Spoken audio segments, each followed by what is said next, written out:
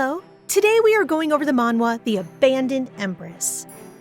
The start of the story is intense because we are at an execution. We see a girl get her hair cut off, and she is led to a guillotine. She looks up at a balcony and sees a king and queen holding each other, and she starts to cry. She thinks on how she used to love the king and how he came before everything in her life. The blade of the guillotine comes down quick and... Castina Empire's 34th emperor, Rubles Kamaluddin Shana Castina, is being crowned at his coronation. He has a beautiful woman on his arm, but in the crowd, one person is not happy to be there. Her name is Aristia Monique. She has silver hair, and she is known as the Moon of the Empire. Aristia was called to the palace to be friends with June, who is a royal of the palace. Aristia thinks that Jion's place should have been hers, and she's jealous of the young woman. Aristia was trained from birth to become the emperor's wife due to a prophecy told before her birth. All was going according to plan, and they were to be wed. However, June showed up unexpectedly. It is revealed that she is actually a modern girl who appears in Aristia's world. The emperor was smitten with this new woman, and Aristia was introduced to the palace as a lower queen instead of the empress. Aristia is walking in the garden, reminiscing on her life and what it could have been. She is joined by June, who is sad to see Aristia sad. June starts to cry on Aristia's behalf, and because Aristia's longing reminds June of her old life before the palace. The pity party is interrupted by Emperor Rubles, or Ruv, to June. He accuses Aristia of doing something to June to make her cry, but June sticks up for Aristia. Ruv tells June to go inside to rest, and she does. He then turns on Aristia, telling her that she is not to bother June. He tells her that the prophecy was never about her, but about June, and he leaves Aristia to cry. Ugh, what is it with these manhwas and the main men being terrible? Boo! Aristia is hard at work when June comes in upset. Apparently, the news that she took Aristia's place has just hit her, and she isn't happy about it. June goes on a rant, telling Aristia that she was overwhelmed with falling into a new place and a new role, and accepted the empress position because she had no way of going home. She begs Aristia for forgiveness, and Aristia goes off. She's pissed because Aristia takes the job of empress very seriously. It isn't a game to her because she's been raised her whole life to be empress. And Aristia calls June irresponsible for thinking that she can just complain about her job as empress to the nation. June is upset that Aristia is upset. She doesn't want Aristia upset with her because she wants to be her friend and just wanted to rant to a friend. June leaves Aristia alone, and Aristia thinks about how wrong the conversation went. However, just as Aristia reaches an understanding about June, Emperor Rubles interrupts. He is furious that June is crying again, and he scolds Aristia for making his empress cry and slaps her across the face. He tells Aristia that the prophecy was never for her and makes fun of her for wanting to be his woman so badly. It really looks like Aristia is in trouble because Rubles has her cornered. He tells her to strip since she wants to be his so badly. Aristia begs Rubles not to touch her so aggressively, and Rubles is angry, claiming that he doesn't understand. There's a rumor going around that June is rejecting Rubles since he hasn't been to her bedchambers once, and Rubles is obviously a little frustrated. Buddy, if you're trying to get with girls without waiting for consent, that might be your problem. Aristia tells Rubles that she is still a queen and not a mistress, and if it's going to happen, she'll remove her own clothes on her own time. Rubles once again decides to be an ass and tells Aristia that he'll do as he wants with her. Such a gross guy. 2 months later, a grand banquet is held in honor of the 1-year anniversary of June's appearance. Aristia thinks about how June still wants to be like a sister to her, and she decides that maybe her feelings for Rubles will fade once June formally accepts him as her man. Her thoughts are interrupted. Aristia is suddenly sick, and it draws the attention of everyone in the room. Sir Ras, a noble in the court, congratulates Rubles because it looks like Aristia is pregnant. Everyone in the room is shocked. Aristia is not the empress, and yet she got pregnant first. June screams and falls to her knees at the news, shocking everyone even more. Rubles picks June up from the floor. She stands in shock as Rubles congratulates Aristia on her child. Aristia notices that even though his words are nice, his eyes are ice cold. He suggests that perhaps Aristia should go back to her chambers because she isn't feeling well, and not at all because he wants her out of the picture at the banquet. Aristia spends the rest of the night in her room thinking about an old dream she had. She dreamed that Rubles would look at her kindly once she had a child, but she starts to realize the dream is silly. Smart girl. Better for her to know it now rather than figure it out later. 3 weeks pass before Rubles calls to see Aristia again. Rubles tells Aristia that he will choose his heir from the children he has with Juin, not her. Aristia understands, but is upset that Rubles is so cruel to her. Maybe it's fate, or maybe it's Aristia's being pregnant, but for whatever reason, Aristia gets dizzy and falls, causing Rubles to reach out and catch her. At that exact moment, Jiun rushes in, excited to tell the Emperor something. Jiun sees Rubles holding Aristia, and she thinks that they are boldly cheating on her. Rubles reaches out to stop Jiun from running away, dropping Aristia in the process. Aristia screams, clutching her stomach. Something has gone horribly wrong, and Rubles calls for a doctor as blood starts to stain Aristia's dress. Aristia wakes up the next morning, and she notes that she feels empty. A doctor comes in and unfortunately informs Aristia that she lost her baby. She won't be able to have another one either, as her body is too weak from childhood and from losing her first one. Aristia is understandably upset, remembering the incident and how quick Rubles was to leave her in her time of need. Rumors start to spread that Aristia's family, the Moniques, are truly cold-hearted. People have been seeing Aristia's father attend to nights, but he hasn't checked on his daughter once. They also think that Aristia is far too calm with losing her child. Poor girl can't catch a break. Days pass, and Aristia is unable to sleep, so she sneaks off to her office to try to get some work done. She overhears some palace servants talking, and it seems that Empress Jin is with child. Everyone will be celebrating with a banquet, and the child will be blessed by religious leaders. Aristia realizes that no one celebrated her baby, and she snaps. She starts laughing, and she scares the servants. Her laughter continues, and it is clear that Aristia is losing it. The door to the office burst open, and finally, Sir Monique, Aristia's father, is there. He grabs Aristia and tells her to get a hold of herself. He tells Aristia that he never should have sent her to the palace, as it is bad for her. Sir Monique orders Aristia to stay strong as he travels to the borders, and that when he returns, he will take her back home. Aristia is thankful that someone is finally putting her before the Empire, but she is afraid deep down that her father won't return. All seems to be okay, but 4 days later, Jian is attacked by masked men. Marquess Monique, Aristia's father, has been arrested for treason. It is believed that he was the mastermind behind the attack on Jian, and the attack is even more terrible because it caused Jian to lose her child. Aristia runs to Rubles asking mercy for her father. She doesn't believe that he was responsible and that there must be some type of mistake. Rubles takes the time to be an ass once again and tells Aristia that if she licks his shoes, he will spare her father's life. I would have been arrested on the spot for putting the Emperor into a headlock, so kudos to Aristia for keeping her composure. Aristia swallows her pride and kneels at the Emperor's feet, begging for her father to be returned safely. Rubles smiles and informs Aristia that her father was long dead, having been executed that morning. Rubles says that he would have never given Sir Monique any mercy, as Monique's attack killed his child and hurt Jian. Aristia is furious, screaming at the Emperor that his actions have hurt her, and she points out that he killed his own child that he was going to have with her.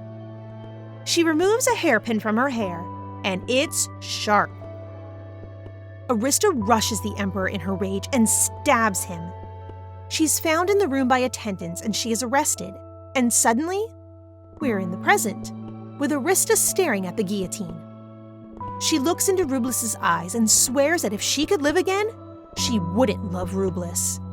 The blade goes up and Aristia is in limbo. And she wakes up in a familiar place.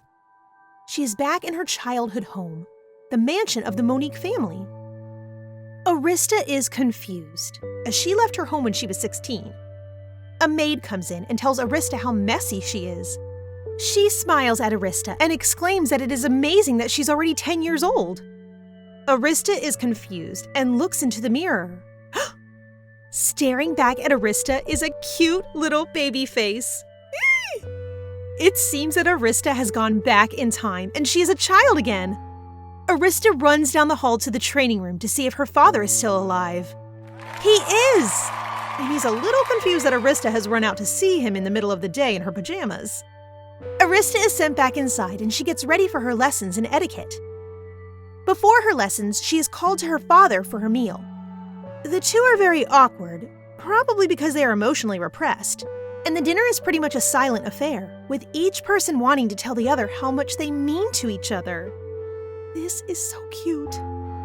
That night, Aristia has a nightmare of her previous life with the Emperor. She spends the rest of the night crying alone. Poor baby. Aristia is making the most of her time at home, and she is still trying to get used to the people and home that she missed. Her father checks on her before leaving for business at the palace. Aristia thinks that her father is warmer than he was in her previous life, and thinks that God has given her another chance. She decides to visit the oracle the next day to see what is really going on. That night, Aristia has another nightmare, and she is woken up by her father. She cries into his arms, and Papa Monique comforts his little girl. Please, they are so cute. In the morning, he is reluctant to send her to the temple of the oracle alone, but Aristia says that he is too busy with his work to come with her. Aristia arrives at the temple, wanting to read any predictions made recently. The temple workers tell her that nothing has been prophesied recently. Aristia decides to read the prophecies of the last 10 years, and she is shown to the prayer room.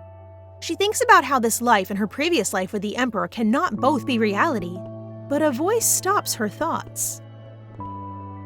Vita, the god of the world who gives everyone life, is speaking straight to Aristia. It explains that both her old life and her current one are two separate but still valid realities. The timelines have been messed up due to Jian being born in the wrong reality. Vita used its powers to rewind the clock to correct the mistake and to bring Jian back to the correct time. Aristia realizes that her old life was just a placeholder for Jian, and she is understandably upset that she had to go through so much. Vita tells her that her path was tangled by fate with Rublus's path, and Aristia realizes her painful love wasn't really love in the first place. Aristia wants to deny her fate, but Vita says this cannot be done, and tells Aristia that she will receive a gift instead. Aristia accepts the gift, but vows to stay angry and deny God for the rest of her life. Vita gives Aristia the power to carve her own fate out of time as she wishes, instead of being a slave to it. Aristia is put into a trance from all the power, and in the next moments, she hears a voice call her name. What could this voice be? What did it mean, carve her own fate? Aristia wakes up to see her father and servants standing over her. They are all worried sick, and Aristia's father is even crying. Aristia's travel to the oracle and her meeting with Vita has taken a lot out of her, and she fainted to the surprise of everyone. The next day, Aristia and her father have tea. Sir Monique has to go back up to the royal palace for business, but first he wants to know what Aristia has seen at the temple. Aristia doesn't know how to tell him that she has met Vita, their universe's god, but Sir Monique tells her he already knows that Aristia has been given a new name, Aristia Pioneer La Monique. Mr. Monique says that the Emperor would like to see her as well in regards to Aristia's trip to the oracle. The two travel to the royal palace, and Aristia is fearful to see the sight that caused her so much torment in her past life. I don't blame her. But Sir Monique to the rescue. Papa Monique shocks everyone and scoops Aristia up in his arms, carrying her to the palace. Inside, Aristia and her father meet the 33rd Emperor of the kingdom, Merkin Luciana Castina. He wants to know the best plan for his kingdom's protection, and he plans on increasing his troops. His commander of the First Night Squadron, Duke Arcantiras, doesn't think that increasing troops would help all that much. And when the idea of raising taxes goes around, Aristia knows that the plan is a bad idea, and he asks her what she thinks he should do for the kingdom. The Emperor has heard of Aristia's smarts, and she thinks that the Emperor is testing her. She sees that Duke Ruth, the Emperor's chancellor, is in the room, and he normally would have pointed out the flaws in the plan. Aristia gathers her courage and explains to the Emperor that the drought season is coming up, and increasing taxes with low food would make people starve. Duke Ruth tells everyone that she is right, and Aristia continues speaking. She says that by taxing luxury items, the throne can collect enough money to raise troops. The Duke supports Aristia's idea, and the men leave Aristia in the throne room of the king in order to come up with the details of the plan. Once alone, the king questions her about the new name given to her by Vita. Apparently, a new name from the god means that one has a right to inherit the throne. He asks her why she didn't act ignorant during his little test for her. But Aristia isn't that type of girl. She tells him that she couldn't let the people just die of starvation. She's so brave. The emperor assures Aristia and her father that he is not worried about Aristia's claim to the throne, as she is too kind-hearted to be a ruler. If she was fit to be a ruler, he says, Aristia would have been sneakier with her intentions to give the court ideas on how to solve the drought. However, the emperor says that her kindness would be perfect for position of the empress.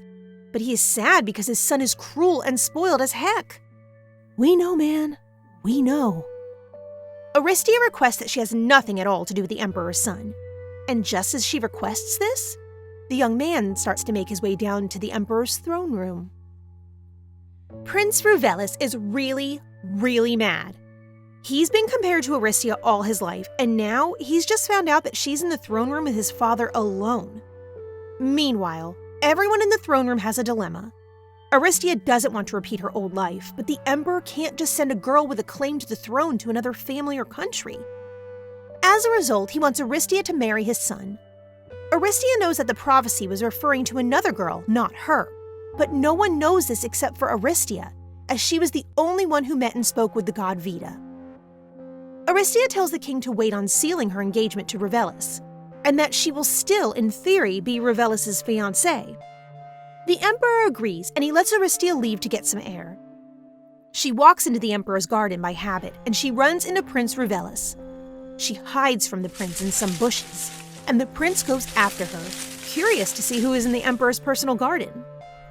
Ruvelis eventually finds Aristia, and he recognizes her instantly as the Marquess Monique's daughter. He tries to talk to her, but Aristia is frozen in fear. Ruvelis is angry that Aristia won't speak, and he takes her silence for arrogance. He decides to leave Aristia alone, and as he leaves, Aristia is scared and worried that her second chance at life will copy her last one. Meanwhile, Sir Alendis de Verita is on his way to visit the Monique home. He is the son of the Duke Ruth de Verita, and in the past, he was the one who came up with the idea of taxing luxury items that Aristia pitched to the emperor. Aristia is worried about him wanting to see her, as she took his idea from her previous life. The two children meet, and Alendis wants to ask Aristia a question. Aristia is right to assume that he wants to talk about the new policy, and Alendis asks Aristia about the policy and how she came up with it. Aristia thinks that he is upset, but it is the exact opposite. Alendis is excited. Eee! He thinks that Aristia is a genius for thinking of the idea, and he wants to be friends. Alendis wants another little genius to discuss policy and ideas with, and he thinks that Aristia is the perfect pick because of how obsessed his father is with Aristia's new policy. Aristia feels bad, though, and starts to confess that the idea is not her idea. Aristia almost confesses, but chickens out at the last minute and tells Alendis that the idea came from a book. Aristia thinks that he doesn't want to be friends with her anymore because the idea wasn't her own, but Alendis assures her that isn't the case. He's taken a liking to her, and he asks Aristia if she is ever freed from her engagement to marry him. Marquess Monique interrupts the two children and says that Aristia will not marry the young duke's son. Alendis says that he knows the engagement between Aristia and the throne might be broken, but Marquess Monique thinks that breaking off the engagement will make it seem as though there was a flaw with Aristia. Papa Monique is not going to let gossip and rumors spread about his house and daughter. Alendis vows to shield Aristia from the evil talk in the court, and Marquess Monique decides that his daughter's opinion comes first. Aristia says yes, but Marquess Monique has one condition Alendis must pass. He must defeat a whole squadron of knights. He is apprehensive, but he still wants to be friends with Aristia, so he accepts. While Alendis thinks on his training, Aristia is just glad to have her first true friend in the court. Ruvelis is still upset about Aristia's silence in the garden.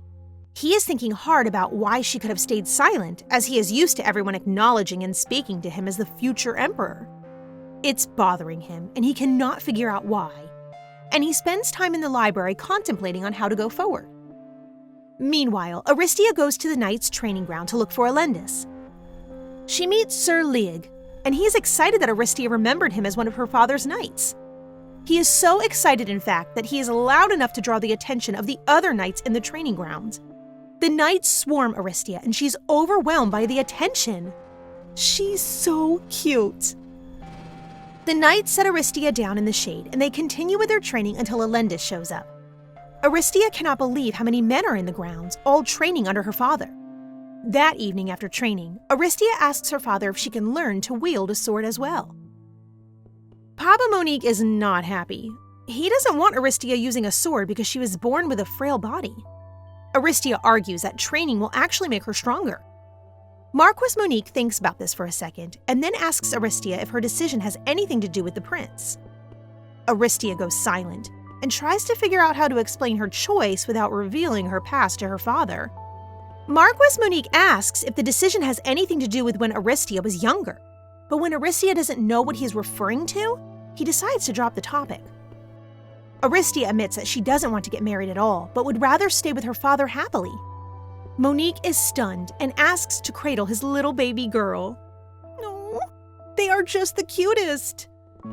Papa Monique decides to allow Aristia's request to learn how to use a sword. The next day, Aristia goes to the training grounds and meets Alendis. Alendis and the rest of the knights are surprised to see Aristia training with them. Alendis goes in for a hug, but the two are soon broken up by Papa Monique. He's not happy to see Alendis touching his daughter, and he gives them both laps to run around the grounds. At the Rass estate, Duke Arkent greets his wife. He's come for a visit, and his wife is the Emperor's sister. She asks how the Emperor is faring, and the Duke suggests that she visits the palace. Suddenly, the couple is interrupted by their child. The Duke's son, Sign, wants to know if his brother is back. Arkent informs him that his brother would be some time, but that he's sent a horse for him. Sign runs to welcome the horse. All the while, his mother screams at him for being inelegant. Duke Arkent suggests that they bring their son to the palace to become a playmate for the king. His wife is less than enthusiastic, but it would seem that they are headed to the palace. At the palace, Arkent's wife, Duchess Ernia, is upset to be at the palace and even more upset that her son must play nice with the Emperor's son. She runs into the young prince and his attendant, and they ask her why she is there in the first place. Ernia says that she is visiting her family, and Revelis tells her that whatever she may need, she can call on him. Ernia suggests that perhaps Revelis is lazy, as she notices that he has finished a stack of books, but has done nothing to improve his physical strength. She says that he doesn't want to dishonor the late Empress, his mother, and rightfully so. Revelis is very angry at this. Ernia leaves Revelis with an idea that Aristia might take his place, and Revelis stands still, upset with the fact that once again, he is compared to Aristia. Aristia is still training hard. Her hands have blistered up and swollen, and it's making it very hard for her to continue. As Alendis checks her wounds, Aristia's servant Lena becomes upset that the small girl is being worked so hard. She calls up Sir Leig, and she asks him why the knights are training with such difficulty if they know that Aristia's body is frail. Sir Leig proclaims that he is just following orders, and that the Marquess himself has ordered the knights to properly train Aristia so that she may grow strong. As the two continue to argue, they attract the attention of Aristia and Alendis. Aristia explains that she doesn't mind the hard training, as her father has given her the chance to train in her very own sword, and she is happy to learn. She does apologize for worrying Lena, but all four of them are interrupted by a scream from the training grounds. A knight has been injured in training, and Aristia jumps into action to try to stop the bleeding. A doctor is called, and the man is taken care of. In the commotion, Aristia forgets about the blisters on her hand for a good while. Alendis remembers though, and guys, he is so cute. He gives Aristia his own gloves to protect her hands while they heal.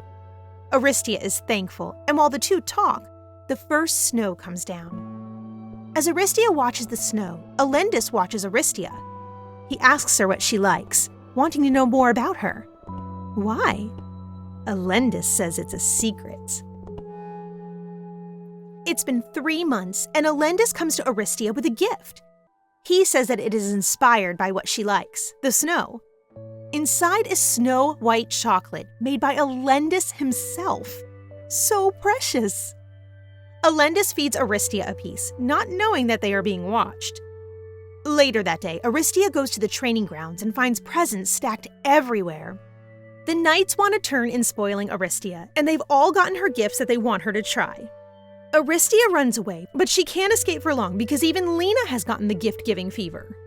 Aristia is overwhelmed with all the attention, but she eventually meets her father, and she believes that all the foolishness will stop with such a serious man around.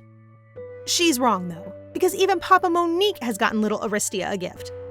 Just take them, girl. You deserve every single one. Aristia accepts the tea from her father, and Alendis asks her which gift she likes the most. After careful consideration, Aristia chooses the chocolate, as it was Alendis' own invention, and he asks what she liked first. Everyone else is pretty jealous about Aristia's decision, and Marquis Monique vows to train Alendis even harder. Meanwhile, Prince Ruvelis is working on his own. His attendant brings him his own little gift, a plate of chocolate. Ruvelis doesn't like chocolate because the sweetness reminds him of a terrible memory. But when he bites into it, the chocolate is bitter.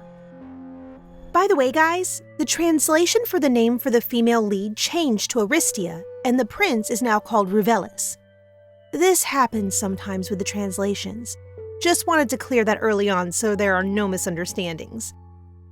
A young Ruvelis is alone in the palace garden and he is crying. He stands for a moment before being approached by a beautiful woman with red hair. She offers him a hand, and the two take a walk through the garden. It seems that we are in a memory of Ruvelis, and the woman's name is Jeremiah La Monique, and she was the woman of the Monique household. According to Ruvelis, she was warm and kind, and the two seemed close. Slowly, the memory changes, and we see Ruvelis kneeling at Jeremiah's bedside. She looks sick. Her face is pale, and her eyes are dark, and it really doesn't look too good. She makes Ruvelis promise to take care of her daughter, and Ruvelis begs her to wake up as her eyes slowly slide shut. Suddenly, Ruvelis is shaken. We are back in the present, and Ruvelis' attendant asks if the young prince is okay. Ruvelis assures him that he is fine, and it is revealed that the emperor wants to speak to his son. The emperor wants to have tea with Ruvelis, but Ruvelis is confused. The emperor usually only wants to see Ruvelis if it is truly important, so a tea date is very out of character. In the garden, Ruvelis spots Aristia. He notes how much she looks like her mother, Jeremiah La Monique. He confronts her, asking why she is once again in the palace garden. Aristia says nothing, as she is still afraid of Ruvelis. However, Aristia gathers her courage and tells the young prince that the emperor asked for her company in the garden that day as well. The tea party is awkward, as you could probably expect. Ruvelis notices how scared Aristia is of him, and he wonders what he could have done to her. Aristia shakes so much her hands drop her tea, all over Ruvelis. Ruvelis gets up and storms off. He cannot talk to Aristia at all, and he is frustrated that she has a good relation with her father, his father, and positive recognition, and Ruvelis himself does not have this. Aristia watches him storm off, and she wonders if she'll ever be free from the trauma of her old life. Later, Alendis finds Aristia after training. He sees that she's exhausted, and he asks her what happened at the palace. Aristia doesn't say anything, and Alendis reassures her that she can rely on him no matter what. So cute. As the two go inside to take a break from the heat, Aristia is stopped by Sir League. He warns her about getting too close to Alendis due to his house. He is from a house of officers, and they disagree with the knights often. Sir League continues that court politics get confusing with emotions in the way, and getting close to anyone can sway her loyalties. As Aristia goes inside, she considers League's words. She knows he is right, but she is sad that in the back of her mind, she cannot trust her friend. While they are spending time together, Aristia asks Alendis what he would like to be when he grows up. Alendis responds that he might want to be an administrative official. Aristia is disappointed, as she knows how this will turn out when they grow up. Alendis thinks that Aristia is upset that he will not become a knight. Aristia denies this, and she is so flustered she drops a book, which causes many more to fall out of a bookshelf. In the pile of books, Aristia finds a book describing a knight making a vow to his lady. Alendis backs Aristia up into the bookshelf, and he calls her selfish. He asks if she only wants a knight to look up to her, and he asks if an oath of love is too difficult. He wonders what would happen if one person in the oath loved another, or even loved the wrong person. but Aristia cuts the conversation short, not wanting to discuss it anymore. Alenda suggests a game of chess, and as they play, he notices that Aristia is upset. Aristia notices that her quietness makes it seem as though she really wanted a knight, and she is quick to reassure that she just thought the fairy tale was silly. Alendis doesn't believe her, and he decides to swear himself to Aristia as his lady. Aristia accepts, despite knowing that she needs to make distance with him. Alendis is so excited to have an official lady, and he tells Aristia that they both have much work to do before their coming of age. The chapter opens 1 year previously. Papa Monique has given Aristia a sword, and it's bigger than her. Aww. As Aristia waddles away, Papa Monique wonders if she likes the sword. The knights around Papa Monique give him a look, but no one says anything about the gift until Sir Monique hits the palace. Duke Arkant thinks that it is hilarious that the little girl was gifted a sword for her birthday, but the men don't know that Aristia is super excited to have her own weapon.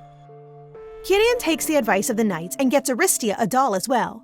But Aristia is unsure of the present, as even in her past life, she never truly played with dolls. Papa Monique is a little upset that his daughter might not like the gift, but Aristia assures him that she loves it. Kirian invites his daughter outside, but she soon finds out that she is tagging along to work with Sir Monique. Along the way, Sir Monique is interrupted by the eldest son of the house, Ross. He says that an accident during training requires Sir Monique's attention, and Aristia is sent to her father's office to wait for him. In the office, Aristia thinks on how thoughtful her father has been to get her gifts on her birthdays. She goes to find Lena, who would know how to better take care of her doll. However, as soon as she leaves, she bumps into Prince Ruvelis. Aristia tries to pay her respects to the prince, as his attendant is there and she cannot get away with staying silent. However, as she goes to curtsy, Aristia almost drops her doll. She catches it, but she's embarrassed that she has shown improper behavior in front of the prince. Ruvelis doesn't acknowledge anything, instead opting to ask for the Marquess Monique. Aristia tells the prince that an accident in training has taken her father's attention, and so Ruvelis decides to wait for Marquess Monique with Aristia in her father's office. The wait is awkward, to say the least. Aristia gets overwhelmed by the silence, and Ruvelis thinks back on a time where he found Aristia, very young and very alone, in the woods crying. Ruvelis tries to make conversation, noting how Aristia still likes dolls after all these years. Thankfully, the awkwardness is cut by Marquess Monique and Duke Ruth de Verita coming through the door. Papa Monique is surprised to see the prince in his office, and Ruvelis explains that he has come to oversee things in his father's stead. Duke Ruth is left with Aristia, and he is surprised that a girl so mature for her age is playing with a doll. He tells her that her plan from last spring to tax luxury goods helped the kingdom overcome a drought, and Aristia is glad to hear it. Aristia is surprised to see Ruvelis looking at her intently. All the while, Duke Verita comments on how brilliant she is. Ruvelis says that he is happy to have a fiancé who is so bright, but Aristia is bothered by his demeanor. Papa Monique leaves with his daughter in tow, while she wonders why the prince hates her so much. Later that day, Aristia trains hard, setting her goal to escape in her mind. Aristia is still training hard, and Alendis is worried about why his friend is so anxious. He wants her to tell him why she is so on edge, but Aristia can't find the words. He simply tells her that she can always rely on him, and he leaves it at that. They're such sweet kids. On New Year's, an opera is performed to commemorate the Emperor's 25th year of rule. Aristia watches the play with Ruvelis and the Emperor asks Aristia how she's been. He comments on how small Aristia's family is, as her father must sit alone at the opera since she is sitting with the royal family. The Emperor exclaims that it was a pity Aristia's mother died so young, and Aristia notices Ruvelis watching her reaction. Aristia doesn't know what to do. She doesn't remember her mother, and no one ever talks about her. As Aristia thinks on how to respond, the Emperor changes the subject. The rumor of Tia's doll has started to spread, and the Emperor remarks that Aristia was said to look very cute with her doll. Emperor Merkin asks his son if Aristia was as lovely as the rumors said, and Ruvelis says yes. Aristia panics, not knowing what the prince can mean by this. Her train of thought is interrupted by the opera. On stage next to an actor playing Prince Ruvelis is a woman playing Aristia.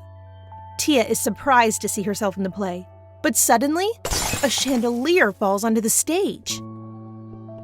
Aristia notices that the chandelier fell right as the actors were about to join hands. She takes it as a sign that the marriage between her and Ruvelis is doomed.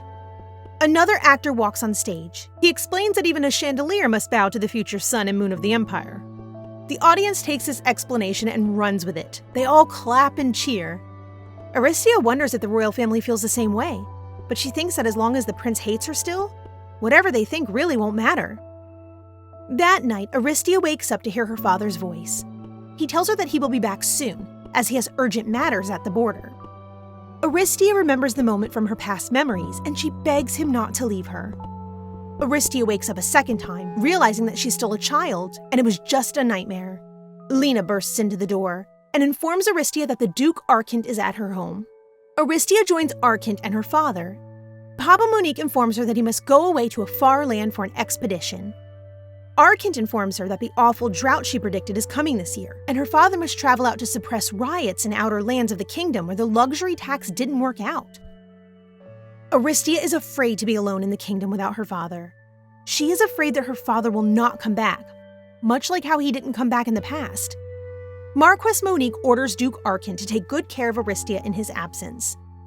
Arkent agrees and suggests a farewell banquet to be held in the Marquess's honor. Aristia walks away from the meeting with the Duke's son.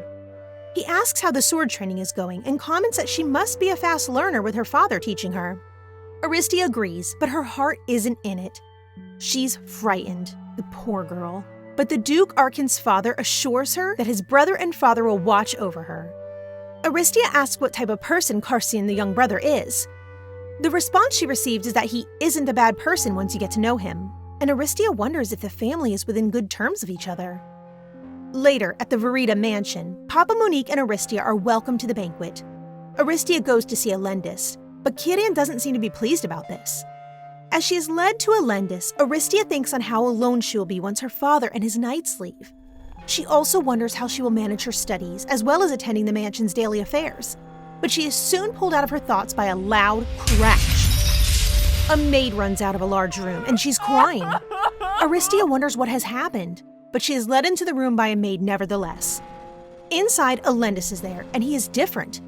He's angry, and his eyes are cold. However, once he realizes that Aristia is there, his mood instantly brightens. What is wrong with this kid?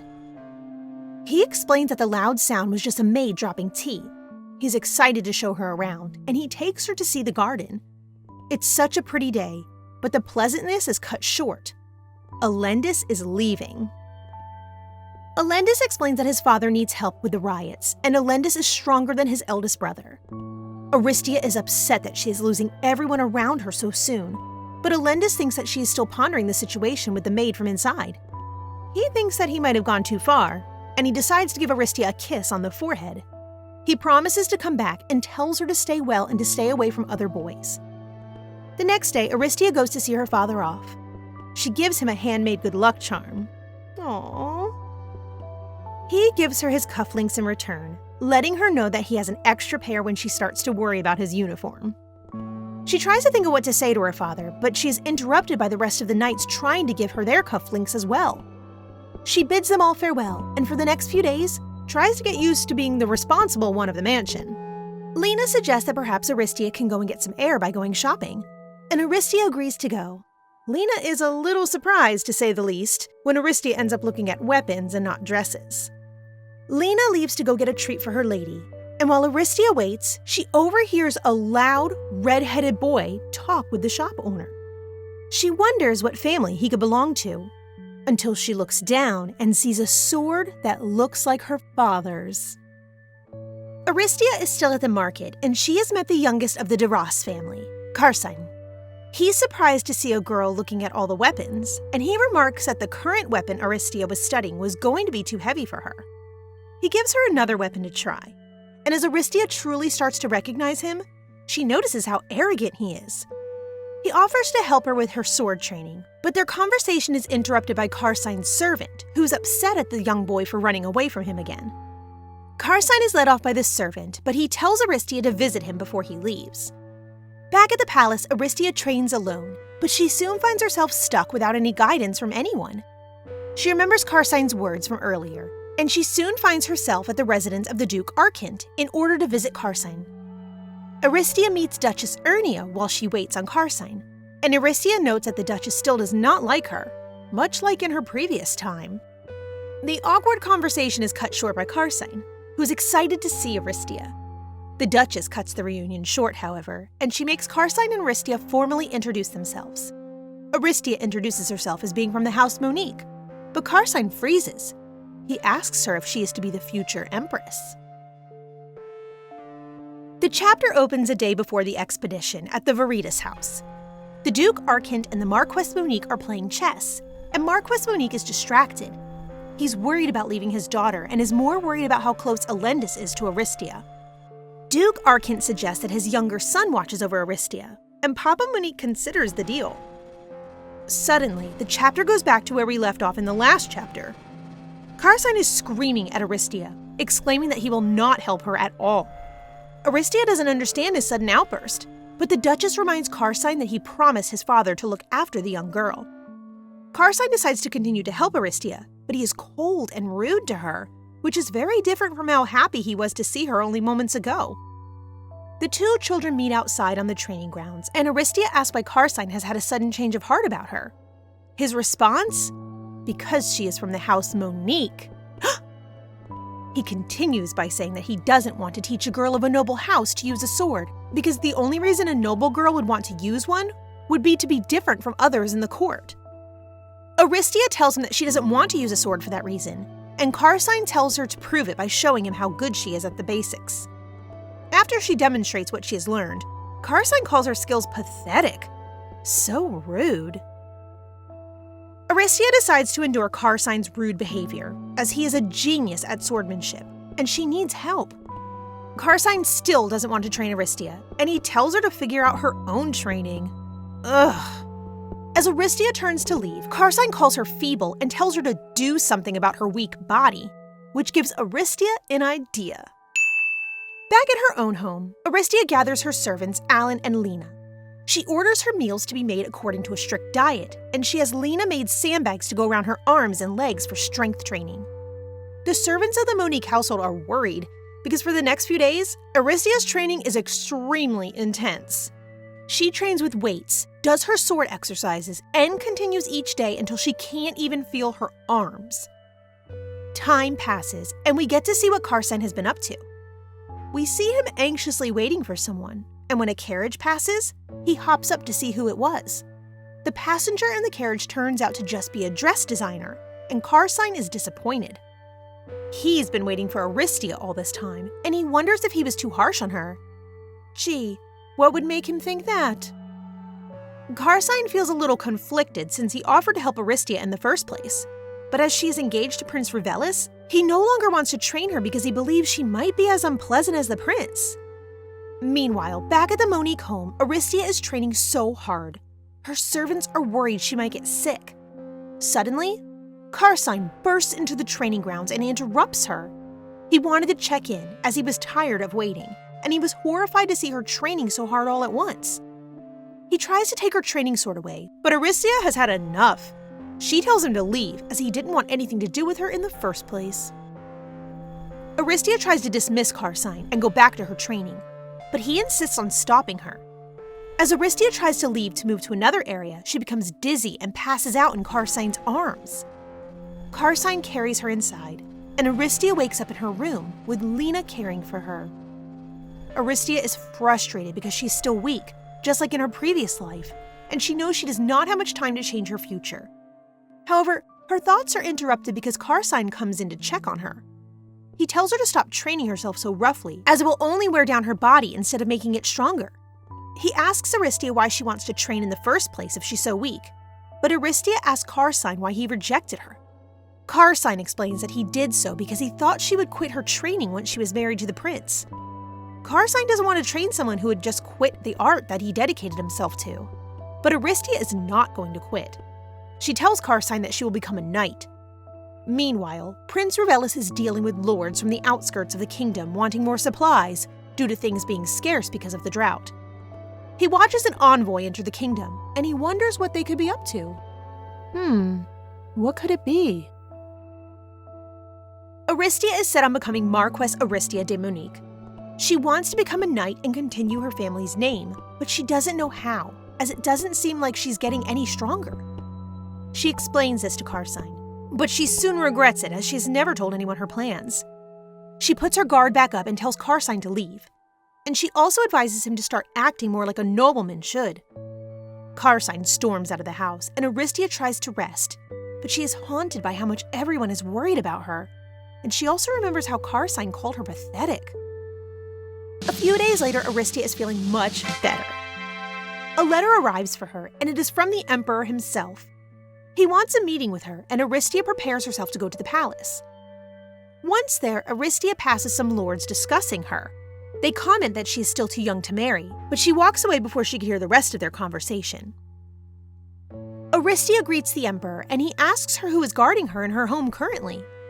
She answers that there is no guard, and the Emperor appoints a royal guard to her immediately. Aristia doesn't want a royal guard, as it would link her further to the royal family, but the Emperor assures her that it won't be used against her in the future. Aristia becomes dizzy from all the excitement, but she wills herself to stay strong in front of the Emperor. Just then, the doors to the room open. Ruvelis has just walked in. Ruvelis has been stressed out.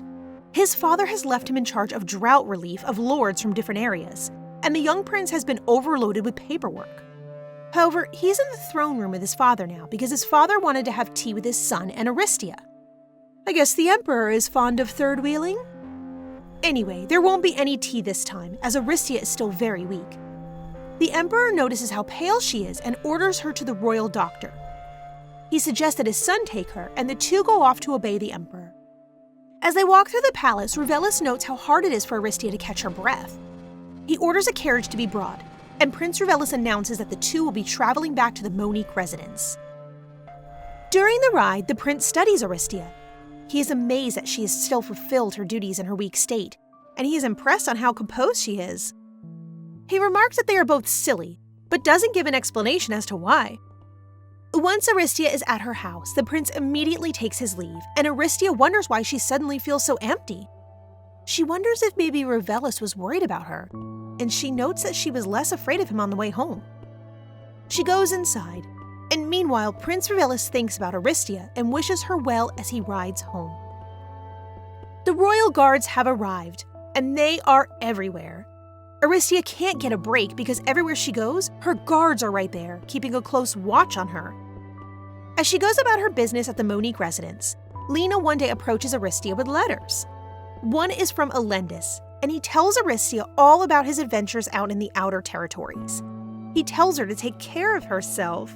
Aww. And as she finishes his letter, she finds another one from her father. He writes to her that he will always support her, and his words encourage her to restart her training. Meanwhile, at the outskirts of the kingdom, Alendis is thinking of Aristia. He's writing another letter to her, and his father notes that he is upset at being away from the palace and from Aristia. He tells his son that him being so close to the prince's fiancée is dangerous, and that is why Alendis was sent on the expedition in the first place. Alendis' father turns to leave, and he tells him to rest. And Alendis swears to himself that he won't give up on or abandon Aristia. Sir Seymour, one of Aristia's new royal guards, is training Aristia in the basics. He notes that she's doing very well, and Aristia invites him to tea. As the two have tea, Seymour senses that an intruder has entered the garden. The intruder is none other than Carsign. Carsign is surprised to see a royal guard there, and Aristia excuses Seymour to speak with Carsign alone. Carsign doesn't really know why he has decided to see Aristia, so he makes up a problem. He says that he took offense to her telling him to act like a lord in their last meeting, and he wants to confront her. Aristia apologizes, and Carsign wonders why she doesn't get angry. He says that apologizing is lowering oneself, and Aristia teases him by saying not using manners lowers a person much more. Such a smart girl. She asks him again what his reason was to visit, and she also teases him that if his improper behavior continues, she will inform the Duke Arkant of his rude behavior. Since the two are apologized, Carsign invites Aristia over once again. Aristia refuses, saying she doesn't need any more help from him, as she has Seymour as an instructor. Carsign decides to invite himself to Aristia's training instead. The second day of training has started, and Carsign is excited to be part of the training. He's pretty rambunctious, so Aristia offers him tea to calm him down. He sips it, and he spits it out almost immediately. He complains about the flavor and insults Aristia's taste, and Aristia has had enough. She snatches the cup from him and storms off to sit alone. Carsine asks Sir Seymour what he could have done wrong, and Seymour says that to drink tea brewed by the Lady Monique is an honor, as it is a hobby of hers. Carsine walks over to Aristia and apologizes by trying to drink the rest of the tea. Aristia gives him some sugar to try in his tea, and Carsine drinks it up. Meanwhile, at the palace, Prince Revellis has an audience with nobles, and they want to discuss Lady Aristia. They said that she seems too young to help with the needs of the kingdom, and they offer one of their own princesses to be queen in order to be next to Aristia when she is empress. Prince Revellis is offended at the lords for calling his engagement to Aristia into question. He concludes that his father probably didn't listen to the lords, and so they set their sights on the young prince instead. He sees their plan as a way to grab the title for heir to the throne for their own families, and he wonders if Aristia is feeling any better. At the Monique residence, more letters have arrived. Alendis writes about his time with Aristia last winter, and remembers the snowball fight that ended in Aristia getting a cold. He tells her to stay warm, and that in the spring a gift will come to her from him. Aristia wants to make her own gift for Alendis, and Carsine visits her as she makes bookmarks for Alendis and the rest of the knights. Later, during her training, Aristia takes a jog, but soon notices that someone might be watching her. She's grabbed by a green-haired man who appears in the shadows. Alendis is back. He's missed his dear friend Aristia terribly, and our little Tia has missed him too. Carsine sees the two embrace, and he quickly storms over and pries them apart. Alendis asks Aristia to introduce him to Carsine. All the while, Carsine is secretly jealous of Alendis being able to hug Aristia so closely. Carsine asks Aristia why she's so comfortable with Alendis, and he asks her to start using his first name just as much as she uses Alendis' first name when speaking. Aristia refuses, and she makes Carsine return a polite greeting to Alendis. Once Carsine does, he asks Aristia again to use his first name. She does, but he's unhappy because Aristia is as petty as she is mighty, and she decides to use it with a cold tone and attitude. While Carsine is fuming, Alendis asks if he could have something as a greeting present, and Aristia accepts. Alendis wants Tia's nickname. Aristia is shocked. Nicknames are usually only reserved between family and lovers, and it is unusual for friends to use them between each other. What could Alendis mean by wanting it? Alendis senses that Aristia is worried, and he promises not to use it in front of others. Aristia accepts, and Alendis is happy he gets to call her Tia now. He asks that she use a nickname for him, Alan, and she does. Aristia is so happy that she has a close friend that she starts crying, and Carsine comes over, worried about her tears. I think the protective look is cute on him. Alendis reassures Carsine that he did not make Aristia cry, but calls Aristia Tia to get a reaction out of Carsine.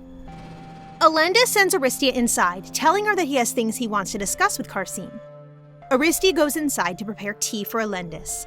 Meanwhile, outside, Carsine and Alendis aren't happy.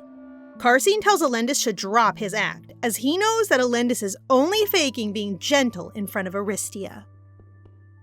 Alendis is surprised, but he drops his gentle demeanor instantly. He congratulates Carsine on having a good sense, as Alendis originally thought that Carsine was just a rude, stupid child. Alendis continues to belittle Carsine and makes Carsine so angry that he grabs Alendis by the collar. A maid spots the two boys, and she runs to get Aristia. The boys continue to argue, with Alendis telling Carsine that he has counted every minute and interaction that he has ever had with Aristia. Alendis says that Aristia is his and his alone, but Carsine is far from impressed. He calls Alendis insane.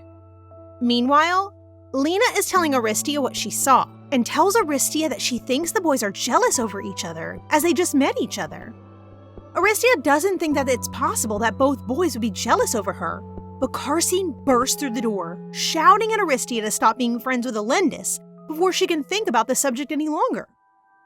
Aristia sits both Alendis and Carsine down over tea, and she waves away Carsine's concern over Alendis being her friend. Aristia brings up a special gift that Alendis wrote about, and Alendis says that he himself is the gift for her. Corny, but kind of cute, isn't he?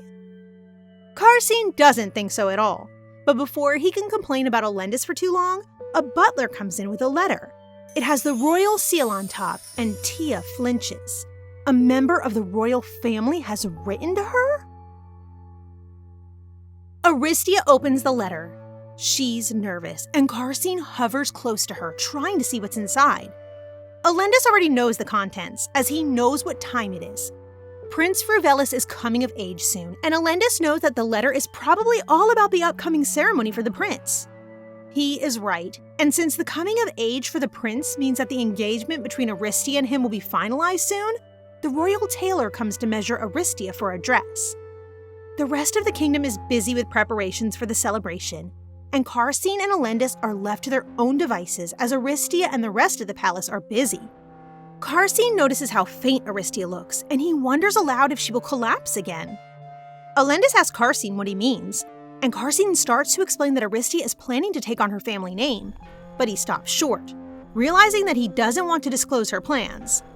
Alendis accuses Castina of not really knowing anything, but both boys realize that they should focus on helping Aristia. Aristia is especially worried about the news of the prince's celebration, as she knows that this means she's getting closer to being Ruvelis' wife. She wants to declare herself the heir of her family, but with no word from her father, who is away, she has no one to back her up in court. Alendis comes to visit Aristia, and he is worried sick for her. He brings up that Castina spoke about her sickness while he was away, and Alendis expresses how he wanted his letter to comfort her while he was away. So cute. Alendis begs Aristia to finally open up about the things that have been bothering her, but can Aristia really tell him everything? Alendis keeps asking Aristia questions. He wants to know why she doesn't like the palace, why she doesn't want to be with the prince, and why she wants to escape. Aristia cannot believe that Alendis is so observant, but her fear of being abandoned stops her from saying anything. She finally works up the courage to talk after remembering how much she wants to live for everyone around her. Aristia tells Alendis about everything, her past life, the prophecy, and how she woke up with a second chance a few years ago. Aristia waits for Alendis to comfort her, and he does, but he tells her that her experiences were just a terrible dream. Ugh, that's got to hurt. Alendis still wants Aristia to tell him concrete reasons as to why she doesn't like her environment, and Aristia understands that he still must think she's lying. Aristia is furious at Alendis, saying that she did not even tell her father about what has happened to her. She doesn't understand why he doesn't believe her, and so Aristia kicks Alendis out of her room and ends their meeting. What will they do now? The next day, Aristia gets ready for Prince Ruv's coming-of-age ceremony. As she gets ready, her maids try to gossip quietly about Aristia's meeting with Alendis from the previous day, but Lena stops them. Aristia arrives by carriage to the palace, and she greets Prince Ruv. Ruv starts to question Aristia's expression, but he decides against it. The two make their grand entrance to the royal court, and both Castina and Alendis are in attendance. Aristia's eyes meet Alendis, and she quickly tries to look away, but not before Prince Ruv notices. Ruv is crowned as an adult, and everyone at the ceremony enjoys the banquet while Tia gets some air. Ruvelis searches for Aristia, as they both have more to do today, but stops his servants from searching and retrieving her themselves. Ruv thinks about Alendis and how he has heard that the two are close. Is the prince a little jealous? When Aristia comes back to her place beside Ruv, Ruv asks her to dance. Ruv and Aristia take the dance floor, with the crowd watching them. Everyone is taken aback by how beautiful the young couple is, but all Aristia can focus on is how cold Ruv's hands are. She remembers in her past life, this dance was the moment she fell for the prince. But now, Aristia just wonders if anything from her past life and current one is really different at all. While they dance, Ruv comments that Aristia's dancing is very experienced, even though this is her first time dancing. Aristia explains that she has been practicing, still wanting to keep her secret to herself. Ruv asks if there is someone she has been practicing with, and he gestures over to Alendis. Prince Ruv, I think you're getting a little jealous after all. The accusation causes Tia to lose her footing and slip, but Prince Ruv catches her just in time. The dance ends, and while gifts are being presented to the Emperor and the Prince, Aristia contemplates on when would be the best time to have an audience with the Emperor without too many witnesses. As the presents come in, Prince Ruv gets Aristia's attention. He asks her why she is so afraid of him. Ruve suggests that Aristia remembers something that happened when they were young, but Aristia doesn't know what he means. Ruve then suggests that she's afraid due to her new middle name, Pioneer. He says that she has a claim to the throne and that she was named in a prophecy and therefore might be next in line before he is. Aristia asks what Ruvelis plans to do, and he responds by saying that it would be safer for her to be the queen instead of the empress. Aristia realizes that she is an obstacle to Ruvelis, and she looks heartbroken. Ruvelis doesn't understand, since he thought that she would be happy. By making Tia a queen, her family could keep its status, and Prince Ruvelis thought this is what Aristia was so worried about. Oh, sweet prince, how little do you know. Just as Aristia is about to speak, someone makes their way into the court. Who could it be? Papa Monique is back. He has just made it from his expedition, and Aristia is glad to see him. The Emperor dismisses Kyrian to go on a short walk, and Kyrian uses the time to reunite with Aristia. He asks if she has been well, and Aristia tears up from relief. The prince and emperor catch Aristia crying, and the emperor comments that Aristia is still a young girl, as she is crying freely in public. Papa Monique agrees, saying that since his daughter is so young, she can't possibly support the prince, who's already an adult. Kyrian then suggests that it is time for him to name an heir for the Monique family, and the emperor teases him by asking if he will remarry. Kyrian says that he will not and cannot, but only the emperor knows why. Papa Monique plans to name Aristia as heir instead, and Ruvelis believes that this is why Aristia reacted in such an odd way earlier. He stops Marquess Monique, saying that even though he never appreciated Aristia, he never rejected her either. Such a charmer, right?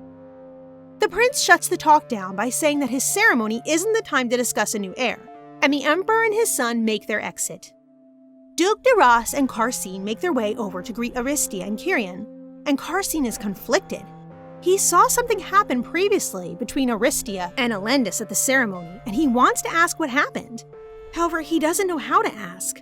He decides against it, and the group enjoys the rest of the party. Later that night, Kyrian visits his daughter in her room. He checks on her once again, asking if she's really okay before staying until she goes to sleep. The next morning, Papa Monique is gone, and noisy chatter wakes Aristia up. She goes to the window to open and finds...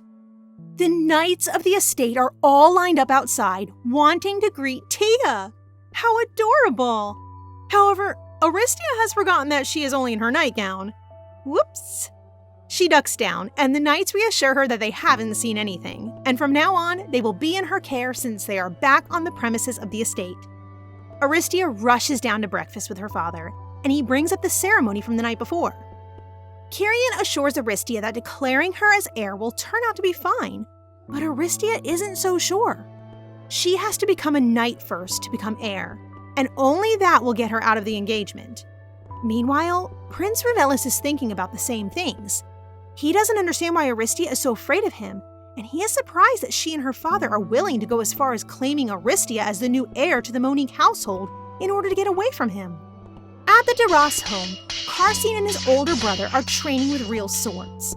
Carsine's brother, Casine, asks if Carsine will be traveling to the Monique estate. Carsine replies that he will just be a bother if he did, and Casine supposes that he can spend the rest of the day training with his little brother. At the Monique estate, Aristia is out on the training grounds, but she is in a daze. Her father tells her to rest, but Aristia is restless. He suggests that perhaps they go to their estate outside the city, and Aristia is glad to go. It'll be nice to get away from all the things in the city, right?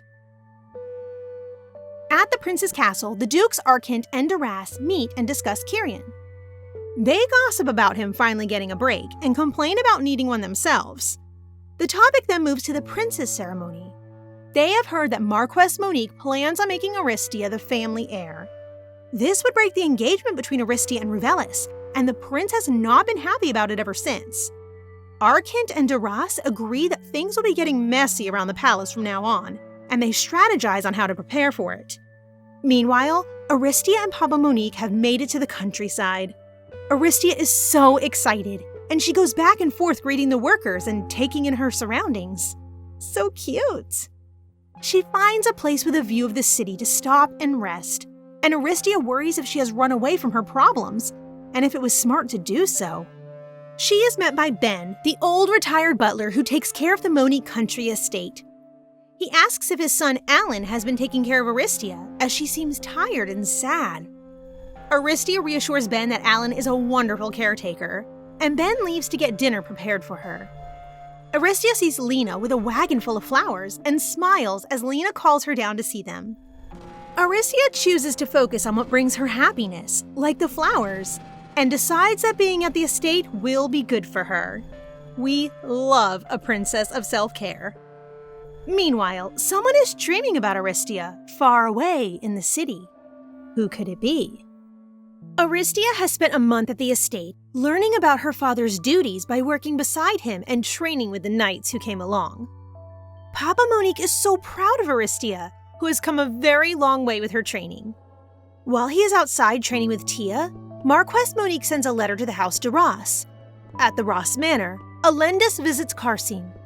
Alendis asks Carsine to deliver a letter to Aristia, and Carsine asks Alendis why he thinks Carsine would even deliver the letter in the first place, or be able to. Alendis assures Carsine that he knows that Carsine will see Aristia before he himself does, and Carsine asks Alendis if something happened between the two of them. Alendis changes the subject, asking Carsine if he saw Aristia sharing a dance with Ruvelis at the ball. Alendis wants a truce with Carsine, and he fills Carsine in on how worried he is for Tia. Later, Carsine tries to get Aristia out of his head, shrugging how close she was to Alendis away. But he fails, and he doesn't even notice his father sneaking up behind him. His father tells him that he must hurry to the Monique estate right away. Marquess Monique wants Carsine to come over and train Aristia, so the Duc de Ross is sending his son to the estate out in the country. Carsine cannot believe he is the one that will see Aristia first, just like Alendis said. Meanwhile, all across the town, rumors among the nobles are spreading. Some think that the House Monique has fallen out of favor with the royal family, and others think that the royal family and Marquess Monique have gotten into a fight. Other nations have heard about the possible split among the Monique family and the royal family, and they start sending impossible women to be the future empress instead. One family is the Lisa family, who have been wanting the crown for some time. Out in the countryside, Aristia is surprised to see Carsine. Her father tells her that he sent for Carsine, and Papa Monique reveals that he has to return to the palace. In his absence, Kyrian asks Carsine to train with Aristia. Aristia wants to go with her father, but decides to stay at the estate instead. As Kyrian leaves, Carsine remembers the letter Alendis gave him. He gives it to Aristia, who is surprised to see it. Aristia isn't very happy to see the letter, and Carsine asks what happened between the two of them. Aristia says nothing, opting instead to read the letter. In it, Alendis apologizes for not trusting Tia in the first place. He asks for her forgiveness and wants to mend their friendship. Aristia quickly sends him a response, wanting to start over, to which Alendis agrees. At the palace, Prince Ruvelis is still thinking about Aristia. He still wants to know why she is so afraid of him, especially if she says that she doesn't remember an incident from when they were both small children. Prince Ruve is interrupted by a servant reporting on funding for borderland inspections, and Prince Ruve calls a meeting. While going to the meeting, Ruve decides to go to the Monique estate himself. He wants to hear Aristia's reasoning for not wanting to be a royal, and he is determined to hear it himself. Aristia is doing well with Carsine as a teacher. Her learning and fighting style fit his teaching style wonderfully, and both of them can see how much Aristia has improved. Yay! Carsine asks if Aristia would be comfortable being a little less formal with him, and Tia accepts. Meanwhile, Alendis sends more letters to Aristia, organizing everything she's told him. He sympathizes with Aristia, and he does his best to understand her previous life and new one. Suddenly, 2 royal guards arrive at the estate, by order of Prince Ruve. Prince Ruve arrives shortly after, and Aristia greets him. A crowd has seemed to follow the prince, and Aristia is overwhelmed by how loud the crowd is. Carsine checks on Tia, and Ruve notices how close the two are. Prince Ruve says that he doesn't want Carsine to let him down. But what does he mean by that? Aristia has Prince Ruve for tea, and so she spends the day sending special requests to the chefs. They prepare everything flawlessly, and Carsine joins the dinner. Prince Ruv is also accompanied by one of his servants, and the dinner goes smoothly, even though there's a strange feeling in the air. Prince Ruv thanks Castina for being in the estate with Aristia, and he keeps repeatedly calling Aristia his fiancée. Prince Ruv excuses his servant and Castina after dinner, saying that he wants alone time with Aristia. Castina fumes outside the room, and he is chided by Prince Ruv's servant. Inside the room, Prince Ruv demands to know why Aristia is so afraid of him, especially when she goes out of her way to make him happy. Aristia doesn't know what he means until she realizes that she ordered his favorite foods and drinks, which no one knows about outside the royal palace. Has she blown her cover? Aristia is panicking. She realizes that she had been watching Prince Ruv in her past life, and she memorized his favorite things in order to gain favor with him. Aristia also realizes that in her attempts to escape Prince Ruv, she has been doing all the old things from her previous life that made him admire her. She wonders if she will ever be free of her cycle, and she wonders if Jian will still be a factor in her unhappiness, like she was in her previous life. Prince Ruv interrupts Tia's thoughts by grabbing her arm and demanding to know what she is thinking. He tells her that they are destined to be together, and their destiny is coming from God. He wants to make her a queen, but Aristia doesn't want anything to do with him. She has flashbacks from her old life, and she tells Prince Ruv to stop. She doesn't want to forgive Prince Ruv, and she screams at him to stop his confession. Castina and Prince Ruv's servant hear Aristia scream and rush in, but they are too late. Aristia has fainted from all the excitement. Prince Ruv calls for a doctor, and meanwhile, Papa Monique senses that something may be wrong with Aristia. The doctor examines Aristia and doesn't find anything wrong with her physically, but she is in a daze. The doctor advises the prince that Aristia may need to leave, but she is too weak. Prince Ruv sends notice to Aristia's father, and he decides to stay at the estate with her while she is sick, until her father arrives to take care of her. He gets comfortable to stay with her, leans on a desk, and a stack of papers falls to his feet. What are they? The papers are letters from Alendis, and Ruv is less than pleased to see them. He reads the contents of some and goes outside to the training grounds to find Castina. Ruv asks Castina if he thinks that Aristia has the potential to be a knight, and Castina assures the prince that she will become a knight. The prince seems to accept this answer, and he asks Castina to spar with him. The two fight, and Prince Ruv ends up cutting Castina. The prince yells at him for being unfocused, and he alludes to the fact that Castina was too busy looking at Aristia to pay attention. Castina realizes that he doesn't have feelings for Aristia as a friend, since this is the first time he has lost focus in a sparring match. He doesn't have time to focus on this, though, because Papa Monique is back at the estate. He's so worried about Tia, and he is calling her name and bursting through doors all throughout the estate. Kirian is horrified at his daughter's state. Prince Ruv informs him that she hasn't eaten or slept, and Papa Monique tries to shake his little girl out of her trance. He tries everything, shaking her, yelling her name, and eventually he grows angry. He yells that he has coddled her too much and that she has grown weak as a result. He yells her name, saying that she could never be a knight if she had such a weak mind. Aristia snaps out of it for a moment, saying that her father should be at the capital before fainting once again. As she sleeps, the doctor says that it would be best to let her rest. Kirian apologizes to the prince for Aristia's state, and he makes his way to leave. He leaves a note on her bedside table, and he leaves for the capital. In her dreams, Aristia sees memories of herself when she was younger, and she sees a vision of Jian. What could it mean? Aristia dreams even more of both her past life and her future. She thinks that her past life was a waste, but soon realizes that everything she went through has led up to her having her current life. We love an inspirational queen. Tia sees the events that happened when she fainted, and she realizes that Prince Ruv might really care about her. Aristia then sees a vision of herself before she wakes up in a sweat. She sees the letter that Prince Ruv left for her, and she opens it. The letter contains words of encouragement from Alendis, and his letter assures her that people love her dearly. Aristia realizes that Alendis is right, and that this must mean that her present will be different than her past. Papa Monique rushes in, and Aristia asks to go back to the capital, as she wants to tell him things after realizing that she has changed her fate. The two travel back to the capital, and before she leaves, Aristia looks for Castina. He is still training, and so Aristia decides to talk to him later. As she turns to leave, Castina throws his sword out of frustration, startling Tia. What's wrong with him? Aristia asks Castina what is bothering him, and he responds by saying that he's glad that she's okay. Aristia notices the change in Castina and how he is talking to her, but she doesn't bring anything up until they're in the carriage on the way back to the city. Aristia tells Castina that she has something that she would like to tell him, but she is interrupted by a bump in the road that throws him onto her. They are both startled, and Castina checks over Tia before they both realize how close they are. Someone informs Kirian that the wheel to the carriage is stuck, and so he suggests that the two go for a walk. Tia and Castina see a beautiful meadow, and they spend time together enjoying the sight. Aristia wonders if Castina will continue to act strangely toward her, but Castina calls her attention.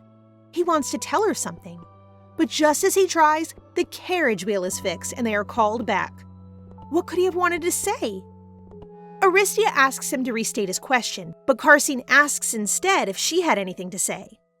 Tia responds by saying that she doesn't want to train anymore for a while, and they agree to see each other again in 2 months. They say goodbye at the capital, and Castina wonders if he could ever tell Aristia how he feels. At the Monique mansion, Aristia tells her father everything about her past life. Papa Monique takes a second to really absorb what he has been told, but she is quick to tell him that it was all a dream. Kirian listens intently as she tells him about June and how people believed her to be the true woman of prophecy. Kirian is accepting of everything Aristia says, and he is happy to know what has been bothering her. He says that the dream was important enough to her to make her sick, so it must be serious. Such a supportive papa. He tells her that next time something bothers her to tell him first, and she thanks him for believing her. Papa Monique puts Aristia to bed, and he thinks about how she looked while she was in her trance. He also thinks about his late wife and how he couldn't do anything when she passed. Meanwhile, Prince Ruve has gotten word that Aristia has made it back home and is recovering. Prince Ruve wonders if she has read the letter yet, and he considers that perhaps her attempts at leaving the engagement had other motives. The prince's servant suggests that the letter was a lie, and that perhaps she is trying to get the prince out of the way to become the next one on the throne. The prince doesn't believe that Aristia is the type to do that, but could her letter describing her past life be true? Prince Ruve remembers the first time he ever met Aristia. They were children, and as the prince was going to a meeting with the emperor, he was surprised to find a very young Aristia speeding through the hallways. She bumps into the prince, and the little boy is surprised to see her silver hair. Aristia leads the prince by his fingers to tea with her mother, and the prince reminisces about how Tia and her mother always showed him affection, which was different from his day-to-day. He realizes that some of his behavior is the reason that she might be afraid of him. But will he do better?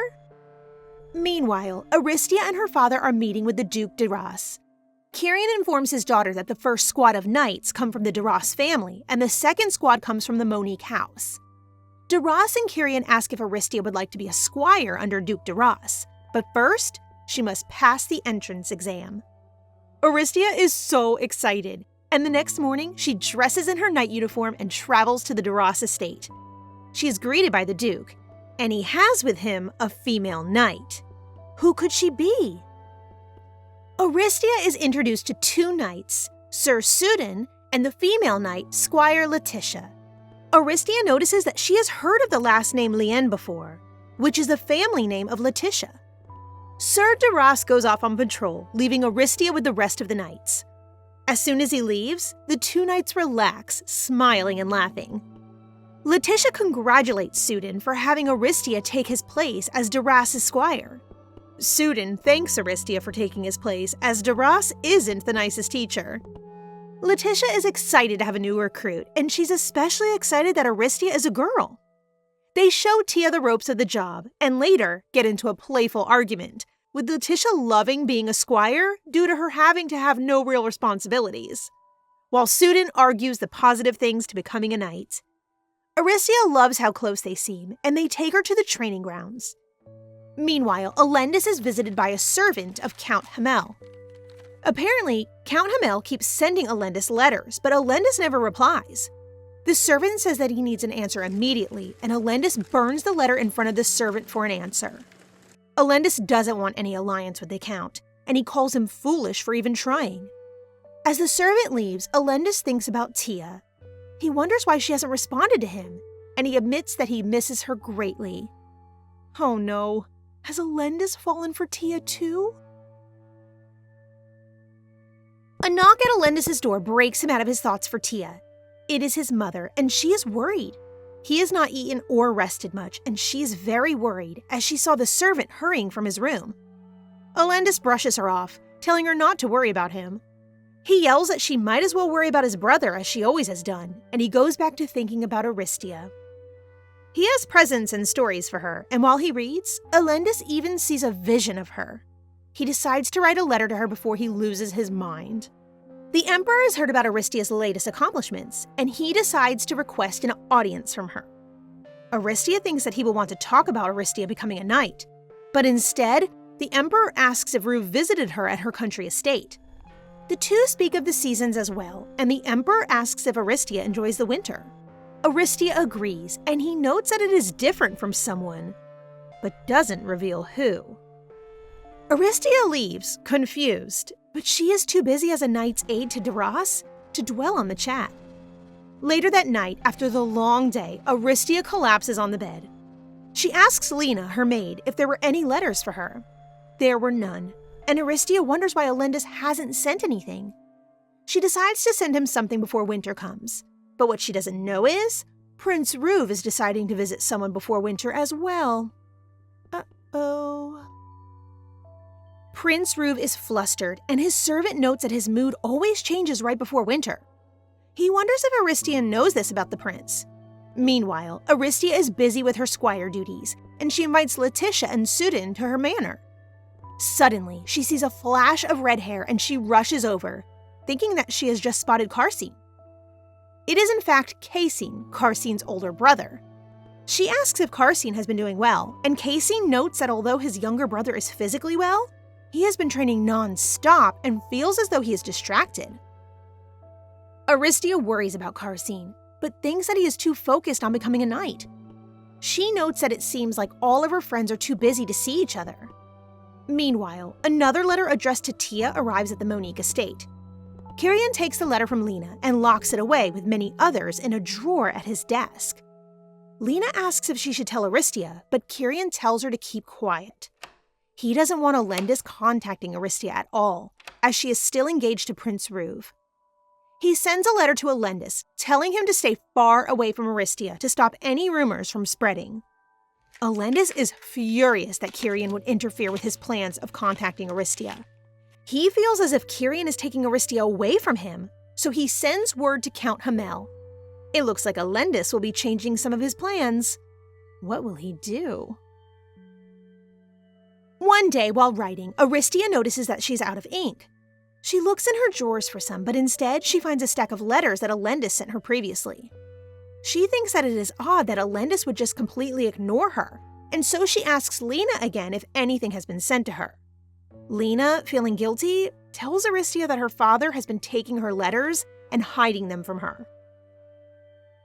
She says that her father said that Tia wanted no interruptions from her training and that Lena was to keep it a secret. Aristia decides to travel to the Veritas estate to check on her friend. Once she arrives, she is greeted by Alendis' mother. She is glad to see Aristia, and she hopes that her presence can get him out of his room. Aristia knocks on his door, and Alendis coldly tells her to leave. Tia is surprised to hear such harsh words and tone being used by her friend. She enters the room, and Alendis is surprised to see her. And because he has seen visions of her in the past, he thinks that Aristia is actually just his imagination. He wonders out loud if he keeps seeing her because he misses her so much. And he asks her if she cannot forgive him for not believing her. Aristia cries out, startling Alendis. She begs Alendis to forgive her, and he tackles and hugs her. Alendis is so happy to see Tia that he starts crying. Such a sweet baby. He rushes to get things ready to entertain her, and while he moves around, she spots a letter on his desk with a special seal. Alenda shows her special flowers called Blue Meadow that grow around his home. It turns the tea a light blue, and when Alenda sprinkles a special powder on the tea, it turns a light pink. The two visit and enjoy each other's company, with Aristia finally noticing how late in the day it has gotten. Aristia asks him if he will continue his training, with Alenda saying that he cannot, as he is too busy helping his father. Aristia asks if that is what all the books in his study were for, and Alenda says yes. She tells Alendis not to overwhelm himself, and Alendis asks to see her off. Inside the carriage, the two ride silently. Aristia thinks that this will be the last time she sees him. Once they arrive at the estate, Papa Monique looks for her at the gate. He thanks Alendis coldly for returning Aristia home and dismisses him. Kyrian wants to ask Aristia a question, but Aristia wants to ask him something first. What could it be? Aristia confronts her father about hiding all of the letters Alendis sent to her from her. She asks him why he would do such a thing without telling her, especially as he has watched her and Alendis grow closer without saying a word for a long time. Aristia thinks that Papa Monique must have written something horrible to Alendis, as Alendis didn't think he would ever see Aristia again, and even cried to Aristia about it during their meeting a little while ago. Kyrian stands firm in his decision. He knows that Aristia is not like the other noble girls because she is the prince's fiancée. He tells Tia that because of this, rumors will spread about whoever she meets with. He then explains that he let Aristia grow close to Castina and Alendis because they made her happy. Papa of the Year once again. Kyrian also mentions how the day before the prince's coming-of-age ceremony, Aristia banned Alendis from the house, and Aristia seemed to get worse. As he didn't want her getting hurt by someone who didn't make her happy, Kyrian decided to keep Alendis away from Aristia. You have to admit, his heart was in the right place. Kyrian apologizes for keeping the letters away from Tia, and he offers to show them to her, as they were unopened. Aristia understands her father's judgment, and she apologizes for worrying him so much. Aristia refuses the letters as well, opting instead to ask for them when her father thinks she's ready to read them. Kyrian asks if Aristia despises him now, and Aristia chuckles, telling her father that she can never hate him. And she's right. We support Papa Monique in this house. Meanwhile, Alendis is riding back to his manor in a carriage. He thinks about how much Aristia has changed and how he is captivated by her. Safe to say, our little green bean is head over heels. He swears that she is still his lady, but what does he mean by that? Will the prince get in the way? Speaking of the prince, the next day while Aristia is working as a squire, word has been sent. The prince is returning to the capital. Prince Ruve is back from inspecting the borders of the kingdom, and he is back earlier than expected. Aristia wonders if his return means that there will be changes to the army. The palace is busy as Ruve comes back, and during the commotion, the prince gets to see Aristia in her new squire's uniform for the first time. Prince Ruve goes to his father first to report on what he has found at the border, and the emperor is satisfied with his son's findings. He tells Ruve to go relax, and Ruve is dismissed. Ruve's servant sets up meetings with important members of the kingdom's council to discuss the border with Ruve, but he keeps a day free for the prince. Aristia sees the prince in passing, but the two don't say a word to each other. Later that night, Aristia is restless. She can't sleep, so she decides to stretch her legs and walk around her home. She sees a door open, and she spots a tall figure standing in a parlor room. She thinks it's an intruder at first, but it's just her father, Kyrian. He is looking and talking to a picture of Jeremiah, her mother who passed away 7 years ago. He tells the picture how well Aristia is doing and how much she has grown. He also tells the painting about how Aristia wants to inherit the family name.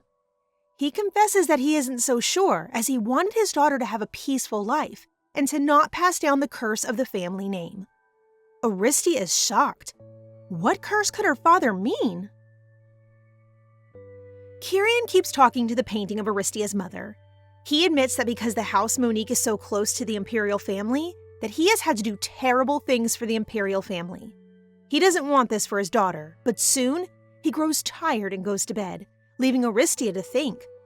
She had no idea that he thought of his position as a curse, and she wonders why he still supports her dream in inheriting the head title of her family. Tia wanders into the room after her father leaves, and she glances at the picture of her mother. Her mother passed away when she was 6, and Aristia doesn't remember much about her. All she knows is that her father doesn't speak about her much. The next morning is the anniversary of Aristia's mother's passing, and Aristia greets her father in her uniform. He's taking the day off, but doesn't tell Aristia why. Aristia leaves to go to the palace, and as she is working, she wonders again why no one will speak of her mother to her. She feels odd, as she knows what the day is now, but she cannot tell her father or anyone else that she knows, since then, he would know that she was listening to her father the previous night. As she thinks, the Duke de Ross sees her and tells her to take a walk, as it's a nice day. In reality, even he is worried about Aristia, because he knows what day it is, and doesn't know if she knows. As Aristia walks, she wanders to the Imperial Garden. She enjoys the clouds, but she soon notices Prince Rue walking into the garden with a bouquet of calla lilies, which were her mother's favorite flower. He asks her if she is having nightmares. What is he talking about? Aristia is frozen. She doesn't know how to respond to Rue, so awkwardly, the prince decides to drop the subject. The servant comes to take Prince Rue's flowers away to put in his chamber. Aristia notes that the calla lilies were her mother's favorite, and she asks if they are her favorite flower as well. He confirms that they were her mother's favorite, and Aristia asks if the prince knew her mother. Prince Rue answers her question with a question, asking her how she knew about the anniversary of her mother's death. Aristia answers that she learned by chance, and the two stand in silence before it starts to snow. They walk to the tree in the middle of the garden and admire it, but Rue notes that it should be in bloom by now. He describes a certain flower called a dell. If a couple shares the white flowers from a single branch, their love will come true. Aristia knows of the flower, and she pictures it, unaware that the prince is watching her. Does someone have a little crush, Rue? The prince moves to take his leave, with his final words to Aristia being that she looks like her mother. That night, Aristia tries to go to the study with her mother's painting in it, but she finds it locked. She finds Sir League and asks him if he knew her mother. When he says yes, she asks if she looks like her. Sir League knows that Kyrian wouldn't have said this to his daughter, so he asks Aristia who told her that. Aristia responds, saying that the prince told her earlier that day. Sir League reveals that the prince must remember the day well, as he was present when Aristia's mother died. Aristia had no idea that the prince was so close to her mother. Neither her father nor the prince ever mentioned it. Sir League tells Aristia that when her mother died, she went into shock. To keep her from becoming sick, Kyrian made mentioning Aristia's mother forbidden. Aristia wonders why Prince Rue was close enough to her mother to be present at the time of her passing. She goes to bed, wondering about her late mother. The next day, Carson is hard at work in his training grounds. His older brother Casine stops and asks if perhaps Carson is working too hard. Carson yells at him for interrupting his training, but Casine stops him. He has news about Aristia that he knows Carson wants to hear. He informs him that Aristia has become a squire and that she is in the first squadron under their house.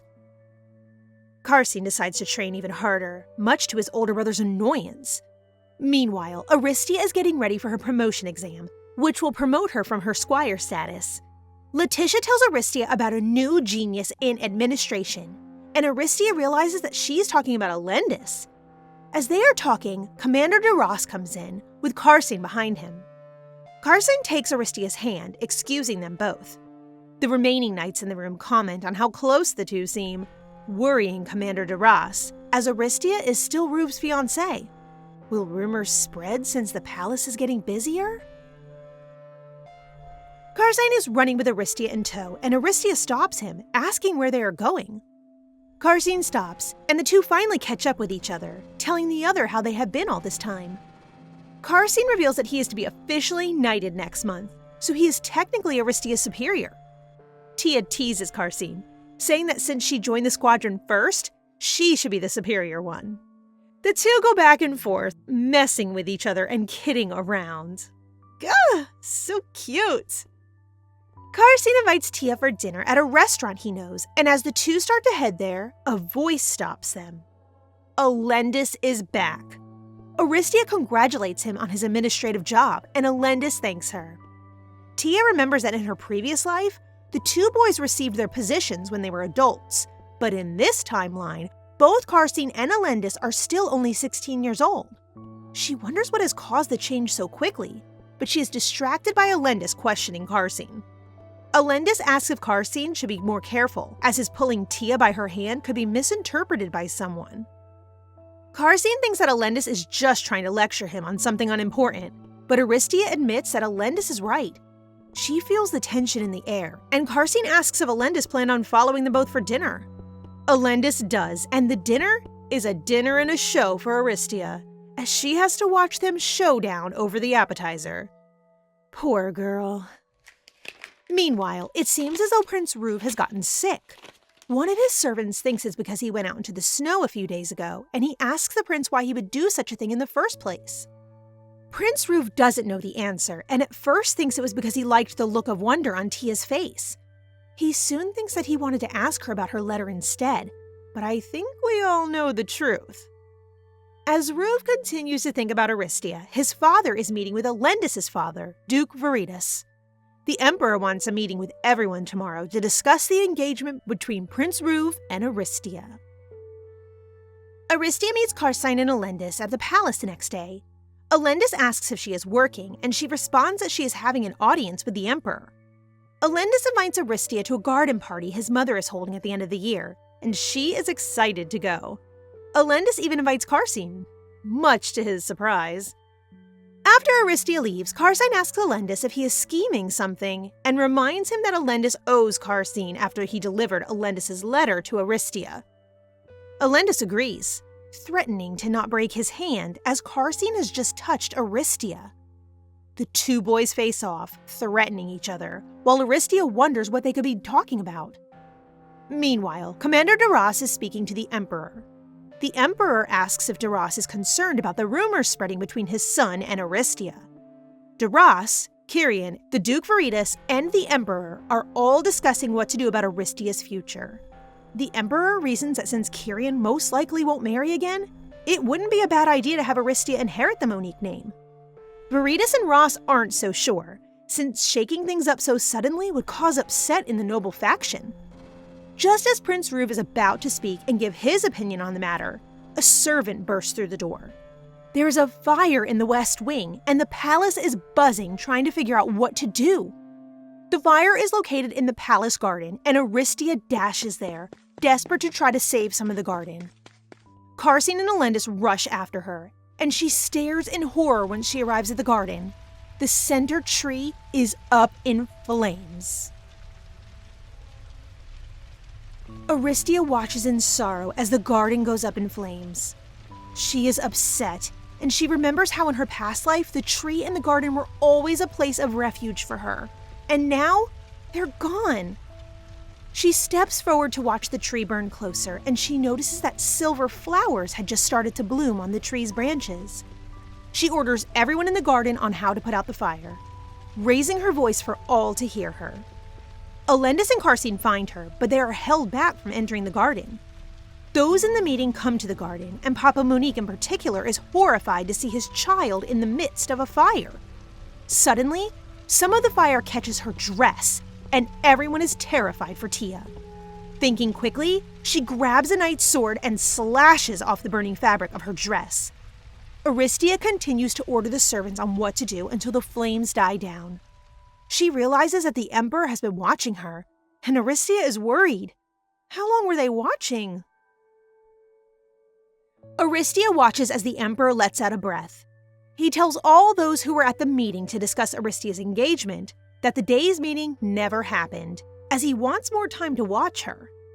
The Emperor makes his leave, and Aristia apologizes to her father for complicating things. But Papa Monique is just glad she's okay. The two spend time in the garden alone, and Prince Ruv watches them. He wonders what could have made her so strong in that one moment, while she is weak in others. In the next few days, the party at the Viridis greenhouse is finally happening.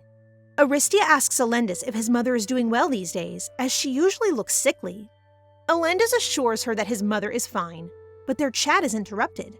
She sees a girl, Lady Ilya, looking at her. Aristia wonders why, but she is soon distracted by Karstine's appearance. Karsine chooses to sit next to Alendis and Aristia, confusing Aristia since he is highest in status. Lady Ilia asks why she has not been seen at any social events before now, and Aristia responds that she was at her family's country estate. Ilia asks how it came to be that Karsine stayed with her, but tea comes, cutting the chat short. During tea, Aristia gives Karsine sugar to help him drink the tea, and Alendis asks for some as well, not wanting to be left out. Everyone else stares, and they start to comment on how close the three seem. Lady Niamh says that she could have believed the rumors, and Aristia asks about the rumors she is talking about. She starts to explain that some people have said that Aristia and Karsine are seeing each other, but she stops her short. Alendis is glaring at Lady Niamh, but no one else seems to notice. Flustered, she spills her tea on her dress. She can't stay with a dirty dress, so Alendis volunteers to escort her away. The two leave, and Aristia wonders what frightened Niamh so badly, but Karsine laughs. He calls everything a show, but he won't tell Tia what he means. As he continues his chat with the ladies in attendance, Aristia tries to figure out what Lady Niamh was going to say. She decides to look into the rumors herself.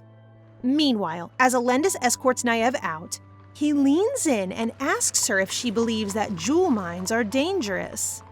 He tells her that people are looking into the mine on her family's land, and he warns her to be careful. Goodness, Alendis, what has gotten into you?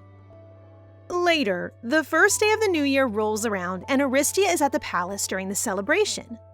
There, she meets Alexis de Veritas, Alendis' older brother. He is excited to meet Aristia and has heard much about her. Before he can say much, however, Alendis is there, calling his attention from Tia. The Veritas family leaves, and Aristia notices that she doesn't know anyone present. Suddenly, she feels eyes staring at her. She turns around to find...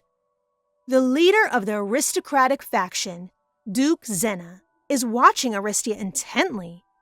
She doesn't understand what he could want, and her father ushers her away to go in and greet the Emperor for the new year.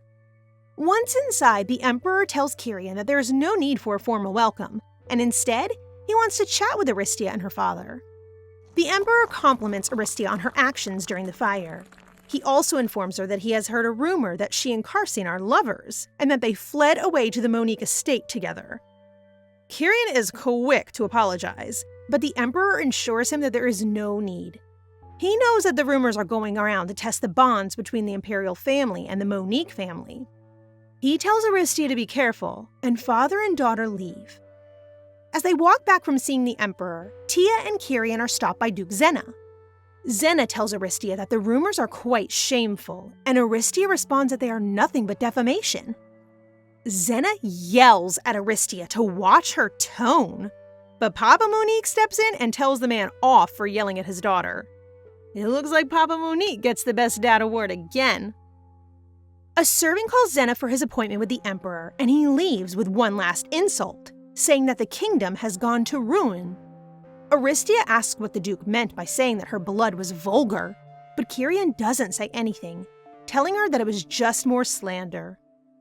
Aristia decides to get some air on her own, and she overhears two people once again spreading rumors about her relationships with Karsine and Alendis. She recognizes one woman, Lady Karina, and she watches and listens as Lady Ilia stops the women from speaking about Aristia, as she is still the future empress. Aristia realizes that she has neglected her social life for too long, and so, when her father returns to bring her home, she asks him a favor. At their home, Kyrian gives Aristia a list of detailed information about the houses of their faction, just as she asked. He tells her to burn it after she is through, not wanting anyone to get in trouble. Aristia thanks him, and she spends the night studying everything. In the morning, she burns the book and decides to give those spreading rumors trouble by improving her station. A few days later, Aristia and her father attend a party held by the Nguyen Manor. Aristia decides that Lady Nguyen will be just the one she needs to improve her station, and she follows the Viscountess deeper into the manor with her father's blessing. Aristia greets a group of ladies, and she sees Lady Niamh once more. Niamh apologizes for what happened at Alendis' party, but Aristia tells her not to be troubled at all. Aristia exclaims that she's excited to have a female friend in Niamh, secretly wanting to use Niamh to improve her status within the social circles. Naev introduces Aristia to more of her circle, and Aristia knows that having a group of young women from wealthy social circles will help dispel rumors. Such a smart girl. Kirian has been watching the entire time, and he looks worried. In the carriage ride back, he makes a point to compliment Aristia on such a good job that she has done. Aristia is a bit worried that her true friends will be disgusted with her, but Kirian assures her that her real friends will know her true character. Later, word is sent to ladies in the factions about a tea party hosted by the House Monique. Lady Ilia and her ladies are not invited. Ilia accepts this, wanting to see what Tia can do. At the tea party, Aristia does well chatting with her new friends in attendance. Naev shows off a design for a special hairpin, and the others want Tia to fund a business to make them. One of the ladies, Intea, is especially excited as she wants to surpass her brother and become the heir to the Merchant Foundation. Aristia agrees with the business, saying that she doesn't want money as it could come in between all of them. Looks like her plan is going smoothly. Meanwhile, Prince Ruve is speaking with Duke Veritas and Commander Duras. The Duke mentions how well Aristia has been doing socially lately, but Prince Ruve is worried. He orders them to make sure that Tia doesn't strain herself. But how? Everyone in the royal chamber is surprised with Prince Ruve's sudden change in attitude. Before, Prince Ruve was a bit of a spoiled brat. He still is, don't get me wrong, but he does care about Aristia's feelings more than anyone previously thought possible. One of Ruve's servants, Haman, suggests that Prince Ruve attend the knighting ceremony that day, as Aristia will be there. In fact, Karsine and Aristia are already at the ceremony. Karsine cannot wait to be knighted, and he has been hanging around Aristia often in the build-up of the special day. People have noticed this, including the Emperor, and so he tasks Aristia with organizing the Knight's library before the ceremony. It's an impossible task, with books piled high to the ceiling, and everyone is shocked that the Emperor would punish Tia this way. Everyone is looking for her at the ceremony, but will anyone do anything?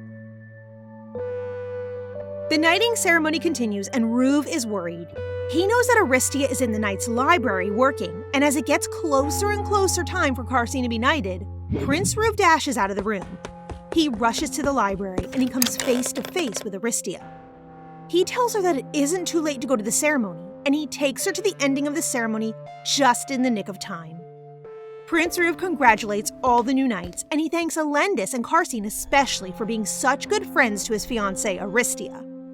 He draws special attention to Karsine, telling him that he will trust him with Aristia in the future as well, thus confirming that he knows exactly how close he and Aristia are.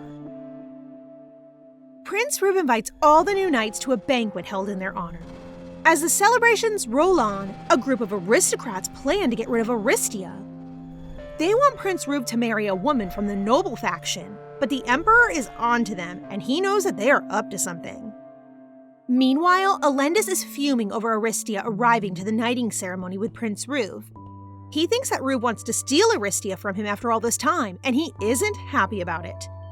He is too busy with his duties to do much about it, though, and Aristia is hard at work, still sorting out the knight's library.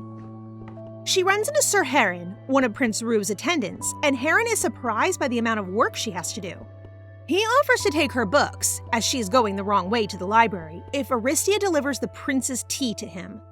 Aristia accepts, not knowing that Heron is playing matchmaker. Aristia arrives at Prince Ruve's chamber to find him asleep. He has been hard at work as his punishment for helping Aristia at the knighting ceremony. Aristia studies Ruve. She has never seen him so peaceful, and she wonders if her life would be different if he was as happy and peaceful when he was awake as when he was asleep. She also knows that Jiyun will be traveling in her current timeline very soon, so she decides that thinking about what could have been is a lost cause. While she is in the prince's study, she notices a book which contains the family trees of all her family. She remembers the mysterious noble who called her bloodline trash, but just then, Prince Ruve awakens. Aristia apologizes for snooping, but Ruve says that she doesn't need to apologize. He thanks her for bringing the tea, and he says that he will call her back for a hand should he need it. The prince? Vulnerable? Is he turning over a new leaf? Prince Ruve dismisses Aristia and he continues to work. Aristia, free to go, makes her way outside and sees Castina. He wants to speak, but she passes him up.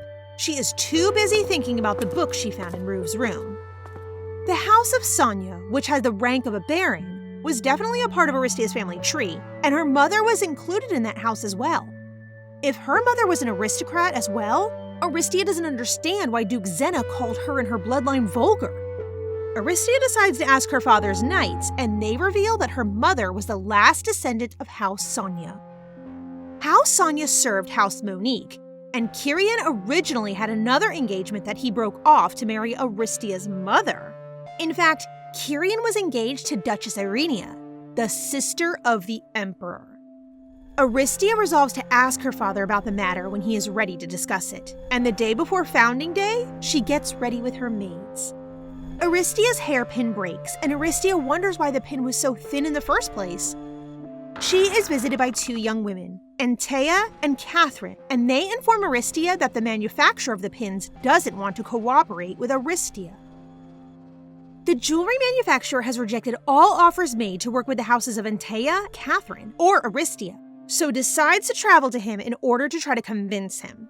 Alendis and Castina tag along, and all five travel to the commoner side of town, where the manufacturer works. The manufacturer, Ventus, is a strange, grumpy man. He is very particular about his craft, and when Aristia arrives at his home, he tells her that she isn't the first noble that he has rejected. She offers him his own personal boutique, but Ventus isn't falling for it. He says that nobles only understand money, and he kicks everyone out of his apartment. Antea and Catherine want to give up, but Aristia knows that working in such poor conditions must be affecting Ventus's craft. Aristia shows up to Ventus's home for the next week, and every day he sends her away, still acting as crazy as he did on day one. In the struggle to get Aristia and the other nobles out of his home on the last day, Ventus accidentally cuts Aristia, sending Alendis and Castina into a fury. They threaten to cut his hands, but Aristia stops them, telling everyone to leave for the day. What does she think about this side of her friends that she has seen? Aristia, Castina, Alendis, Catherine, and Antea try to regroup. Catherine and Antea think it would be best to announce publicly that they are looking for a manufacturer to try to get someone else. And Castina and Alendis also think that trying to convince Ventus to work for Aristia is a lost cause. Aristia isn't convinced, though. She sees Ventus's work being sold the next day at a stall outside, and she buys a hairpiece. She brings it to Ventus and tells him that she is a fan. She raves about his work, showering him with praise, and she asks him to work for her for 3 months. In that time, Aristia promises Ventus to support him in any way in order for his creativity to be at its maximum. Ventus accepts, much to the surprise of everyone. Later that evening, Alendis thinks about how he doesn't know as much about Aristia as he thought. But how does he plan on fixing that? Foundation Day is here. Guests from all over are visiting the Empire, and the Imperial Palace is busy, busy, busy. Different princesses from other regions are visiting, but the Emperor knows that the young ladies are actually candidates for his son's hand in marriage. Aristia knows this too, and she's a little excited, but she chooses to focus on her work instead. On her way to deliver reports about night deployment to Duke de Ras, Aristia runs into Prince Ruve, who is there in the Duke's office. He tells her to send the Duke to his office when the Duke returns, and he asks Aristia if anything has happened to her lately. Aristia is confused, and she responds that nothing important has happened to her, so Prince Ruve tells her not to think about his question too much. Ruve, it's important to be open with our feelings, isn't it? At the Foundation Day gathering, Aristia runs into Antea and Naive. They aren't having much fun because Lady Ilia and Lady Rhea are arguing. Again. Apparently, they're arguing over which of them the servants should serve first. Aristia steps in, asking Lady Rhea if she is related to Duke Zena. She says that she is, but everyone knows that Duke Zena doesn't have any granddaughters. Aristia then asks Rhea if she knows who Aristia is and what family she comes from. When Rhea says that she does, Aristia shames her for causing a fuss over something so small. She tells Rhea to remember her status as a noble, and she orders the servant to bring more servants in order to serve everyone in attendance at the same time. While Aristia has solved the problem, Rhea isn't too happy about being embarrassed in front of everyone, especially when important ladies are at the Imperial Palace for the whole day. Aristia actually runs into several of them while she is taking orders from Duke de Ross. Who exactly are these ladies? The head woman of the group of ladies Aristia meets is Moira de Yit. She is the eldest princess of the Yit Kingdom, and she is looking to cause a little trouble. She introduces herself to Duke de Ross and apologizes for coming across as rude to him at first, as his status is the same as noble in her kingdom.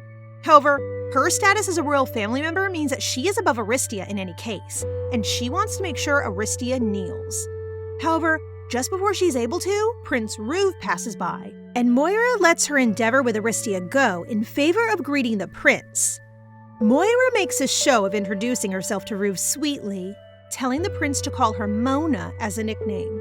But Prince Ruve isn't all that impressed.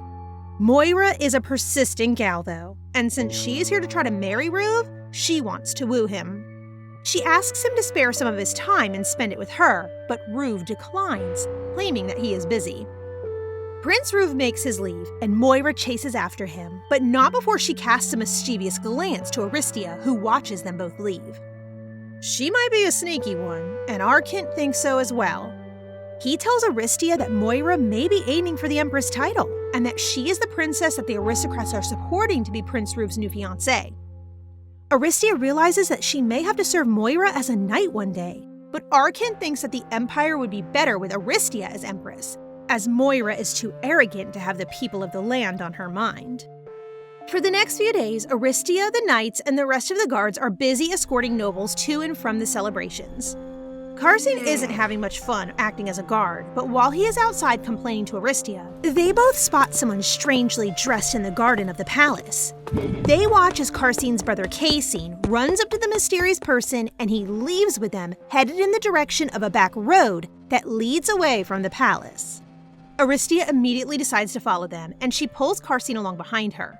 They quickly catch up to Casine and the person, and it is revealed to be a blonde woman, Princia de Rua, the second princess of the Kingdom of Rua. Aristia hastily introduces herself, and Princia explains that she has been looking for a chance to befriend her. Aristia is glad of the interest, but she doesn't understand why a royal from a powerful nation such as Rua would want to be friends with her. Princia invites everyone for a meal, but Aristia thinks that it would be best for her to return to the palace, as people are starting to watch. Princia really wants to see the sights of the Imperial Palace and surrounding area though, so Karcine obliged to take her to dinner like she wanted, with Aristia and Casine following. And don't look now, but it looks like Casine might have a little crush on Princia, don't you think so? While the four of them dine, Moira is still trying to woo Prince Ruve. She's starting to get upset, especially when she sees a gift for Aristia that Prince Ruve has ordered. She can't understand why he would want Aristia over herself, a princess, and she's going to figure out what to do about it. While she tries to figure out her next plan, Karcine, Casine, Aristia, and Princia all have finished their meals. As they leave, they bump into another noblewoman, Karina Sever. Princia points out that Karina seems very interested in Karcine, but Karcine isn't interested in her at all. Princia then asks him what type of lady he is interested in. What will he say? Karcine says that he likes someone, a lady who resembles a sword, but he won't explain any further than that. Casine and Princia then bid Karcine and Aristia farewell, with Casine getting the princess back inside for the evening. The next day, Aristia goes to visit Prince Ruve, as she has been told that he needs her for a task. When Aristia arrives, Ruve is exhausted. He's been busy with his paperwork, as well as 5 noblewomen who want his hand in marriage. He is looking for a break, and he asks Aristia to brew him some tea. During the tea, Ruve asks Aristia what she will be wearing for the upcoming banquet. They usually match colors, but Aristia is surprised that he still wants to, with all the candidates that would be in attendance as well. Dark green, blues, red, and black are the colors that Aristia has in mind. However, Ruve is so exhausted that he falls asleep before he can decide on a color himself. As the two finish their tea, Alendis is with a group of aristocrats. They are upset that Aristia is befriending more noble families with money, as they cannot control the money that she brings in, especially with her new hair accessory business that she has started to work on. Alendis is impressed by her growth, and he notes that it seems that she doesn't need his help anymore. But does this mean that Alendis is going to be against her? What is he doing with those aristocrats? On day 1 of the banquet, Aristia makes a point to dress in a light blue dress, as Prince Rube pointed out that she prefers darker colors. She takes this to mean that he will be in a lighter color, but he shows up in black, intending to match her original darker color scheme. Oh well, at least he tried. The two dance, not noticing how few jealous faces in the crowd look on. Rube compliments Aristia's tea and invites her to make more for him, and Aristia cannot believe how pleasant Prince Rube is being. The noblewomen are less than pleased to see Rube and Aristia so close, and they praise the prince's dancing while making fun of Aristia's. Aristia doesn't let them bother her, as she knows that none of it will matter once Gian appears in the timeline, so even when the women make fun of her for being a knight, she takes their words with a grain of salt. Princess Moira becomes bold, and she wants to set up a sword fight with Aristia, as she is also skilled in sword fighting. Moira announces that if she wins the fight, she wants the shoes that Prince Rube had ordered for Aristia. Aristia decides to walk away before accepting the duel, and as she is alone with her thoughts, she discovers a secret room filled with the aristocrats who have sided with Duke Zena. Alendis is with them, but is he a spy? Aristia tries to get a better look inside the room of aristocrats, but the door to the room creaks loudly, alerting those inside the room that someone is outside. Suddenly, Aristia is snatched up and hidden. Her knights are in the hallway, and they cover for her as the aristocrats look for their intruder. Soon, the aristocrats leave, and Aristia is left alone, thinking about what she has heard. The aristocrats spoke about Princess Moira and a spy, but she isn't sure who the spy is. Suddenly, Alendis appears next to Aristia, asking her what she's doing alone. Aristia asks Alendis if he heard any of the nobles talking, but she decides not to drag her friend into the mess. Alendis asks Tia if she's tired of arguing with the other noblewomen, and he asks her to sneak outside with him. She denies, telling him that he should have at least one dance at the banquet before she herself returns. The next day, all the knights are psyching Aristia up for her duel with Princess Moira. Aristia is a little nervous, because the kingdom of Yit might not be happy if she defeats their princess. Nevertheless, she begins dueling Moira, and from afar, Prince Rube watches. The other ladies surrounding him ask the prince who he wants to win. He responds with Princess Moira. The duel is over, and Aristia has lost. She threw the match, thinking that it was more important to not embarrass the Empire's guests. Moira gets her new shoes, and she seems very pleased with herself. In fact, Princess Moira is so happy that she decides to test run her new shoes by dancing with Prince Rube at the next day of the banquet. However, something is wrong. In the middle of their dance, Moira's shoe breaks, as it wasn't meant for her feet, but Aristia's. Prince Rube takes the opportunity to excuse Moira to go rest in her room, but really, he's just saving her from any more prolonged embarrassment. Nice to know that he's grown up a little bit. Well, maybe not quite. Because Prince Rube then asks Aristia if she was pleased with Princess Moira's embarrassing accident. Aristia doesn't know what to think, since she doesn't really think that the prince should be mixing his personal feelings with affairs of the state. Prince Rube finally asks Aristia straight up if she wants him to find another fiancé. She tells him it can't be helped, but Rube doesn't seem like he's going to take that answer lying down. It is evident in Revelus's face that he is hurt when Aristia asks him to find another fiancé. Well, the latter expects him to be objective and level-headed in this matter, but he just walks away like that. Come on, Aristia. A lot of princesses want what's yours, and now you just shove him like that?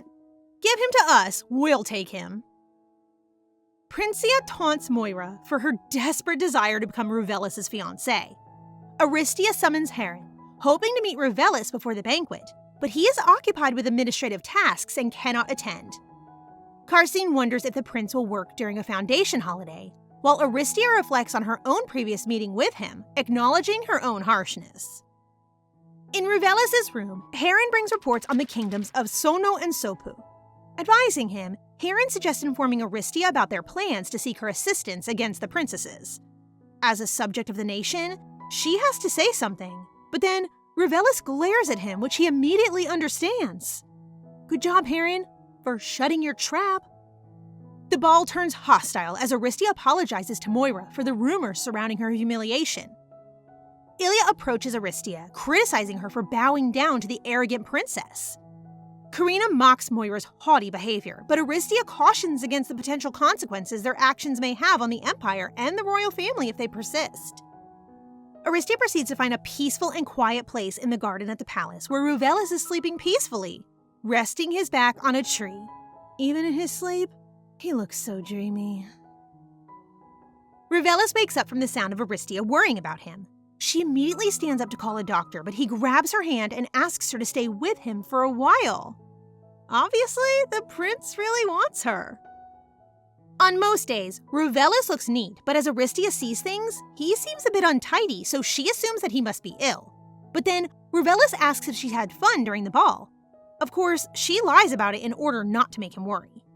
Changing the subject, Aristia wonders why the flowers haven't bloomed yet, and so Ruvelis calls for Heron and the other knight to put on a ladder. He knows that she badly wants to see it. Now, this is what we call if he wants to, he will. We're getting jealous here. She searches for silver flowers, but instead finds flower buds. Excitedly sharing the discovery, she realizes they have been there for hundreds of years. Despite feeling a tinge of sadness, she resolves to descend. But, well, oh well, she slips from the ladder, but thanks to the prince's reflexes, he catches her. Well, catch us, sir, because we think we're falling for you.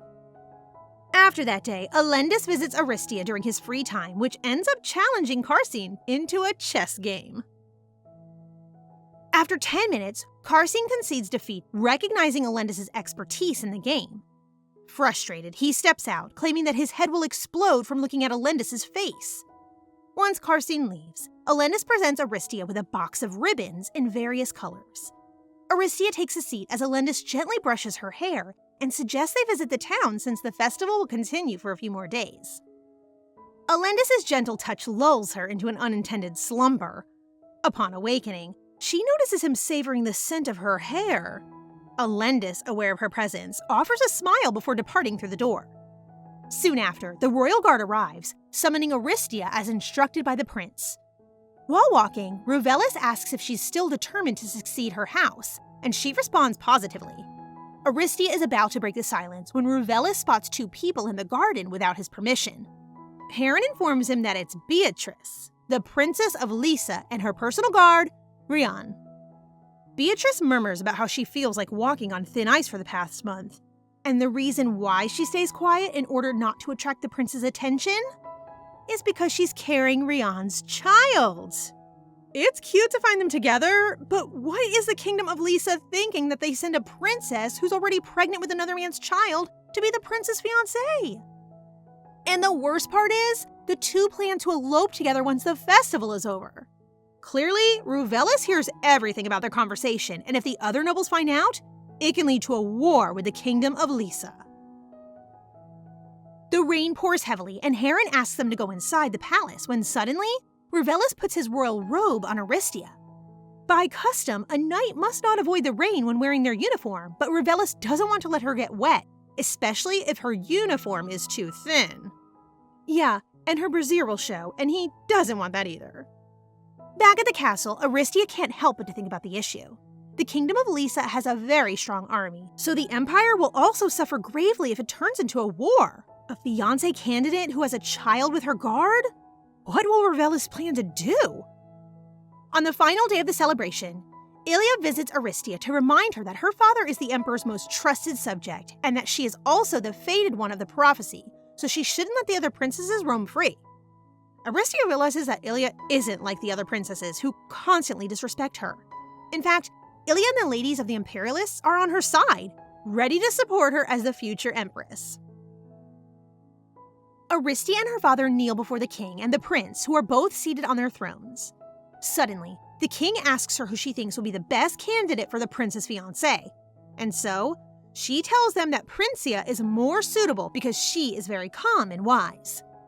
The king considers her suggestion and begins to compliment her entire outfit, from the flowery dress to the flowery shoes, and all the jewelries compliment her overall appearance. But something is missing, and so the king gives her a tiara that only the members of the royal family will wear. Aww, the king is so sweet. At the hallway, Moira notices Aristia wearing a royal tiara, so she starts to make her look too ambitious. However, Ilya and the ladies come to her rescue before Moira has a chance to hit her. Ilya can't stand Moira humiliating Aristia anymore, and so she snaps. She starts to question Moira's behavior in using her position to ignore proper customs. Ilya even reminds her how she gets humiliated for wanting something that should have been given to Aristia, and how she makes use of that rumor to humiliate Aristia in return. Moira is about to slap her, but Aristia grabs her hand, warning her that she should not lay a hand on her people. As she should. Then, Moira screams that she should be the empress instead of Aristia. What a Karen! Ugh! Revelis has been observing from the beginning, and so he sends Moira back to her kingdom. What even surprised everyone is his announcement that he will not choose the 5 princesses as his fiancée. Does this mean we get to see an Empress Aristia?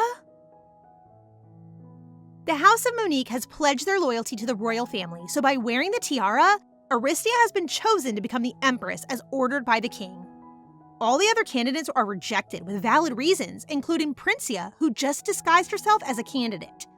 Aristia now understands why Princia isn't treating her badly at all. But the House Xena has transferred a significant amount of wealth to the Kingdom of Yit, which is against the Empire's law. And so the king reminds Duke Xena, Moira's father, about the names of Kasil, Hadel, and Laurel who have left them, executed 10 years ago.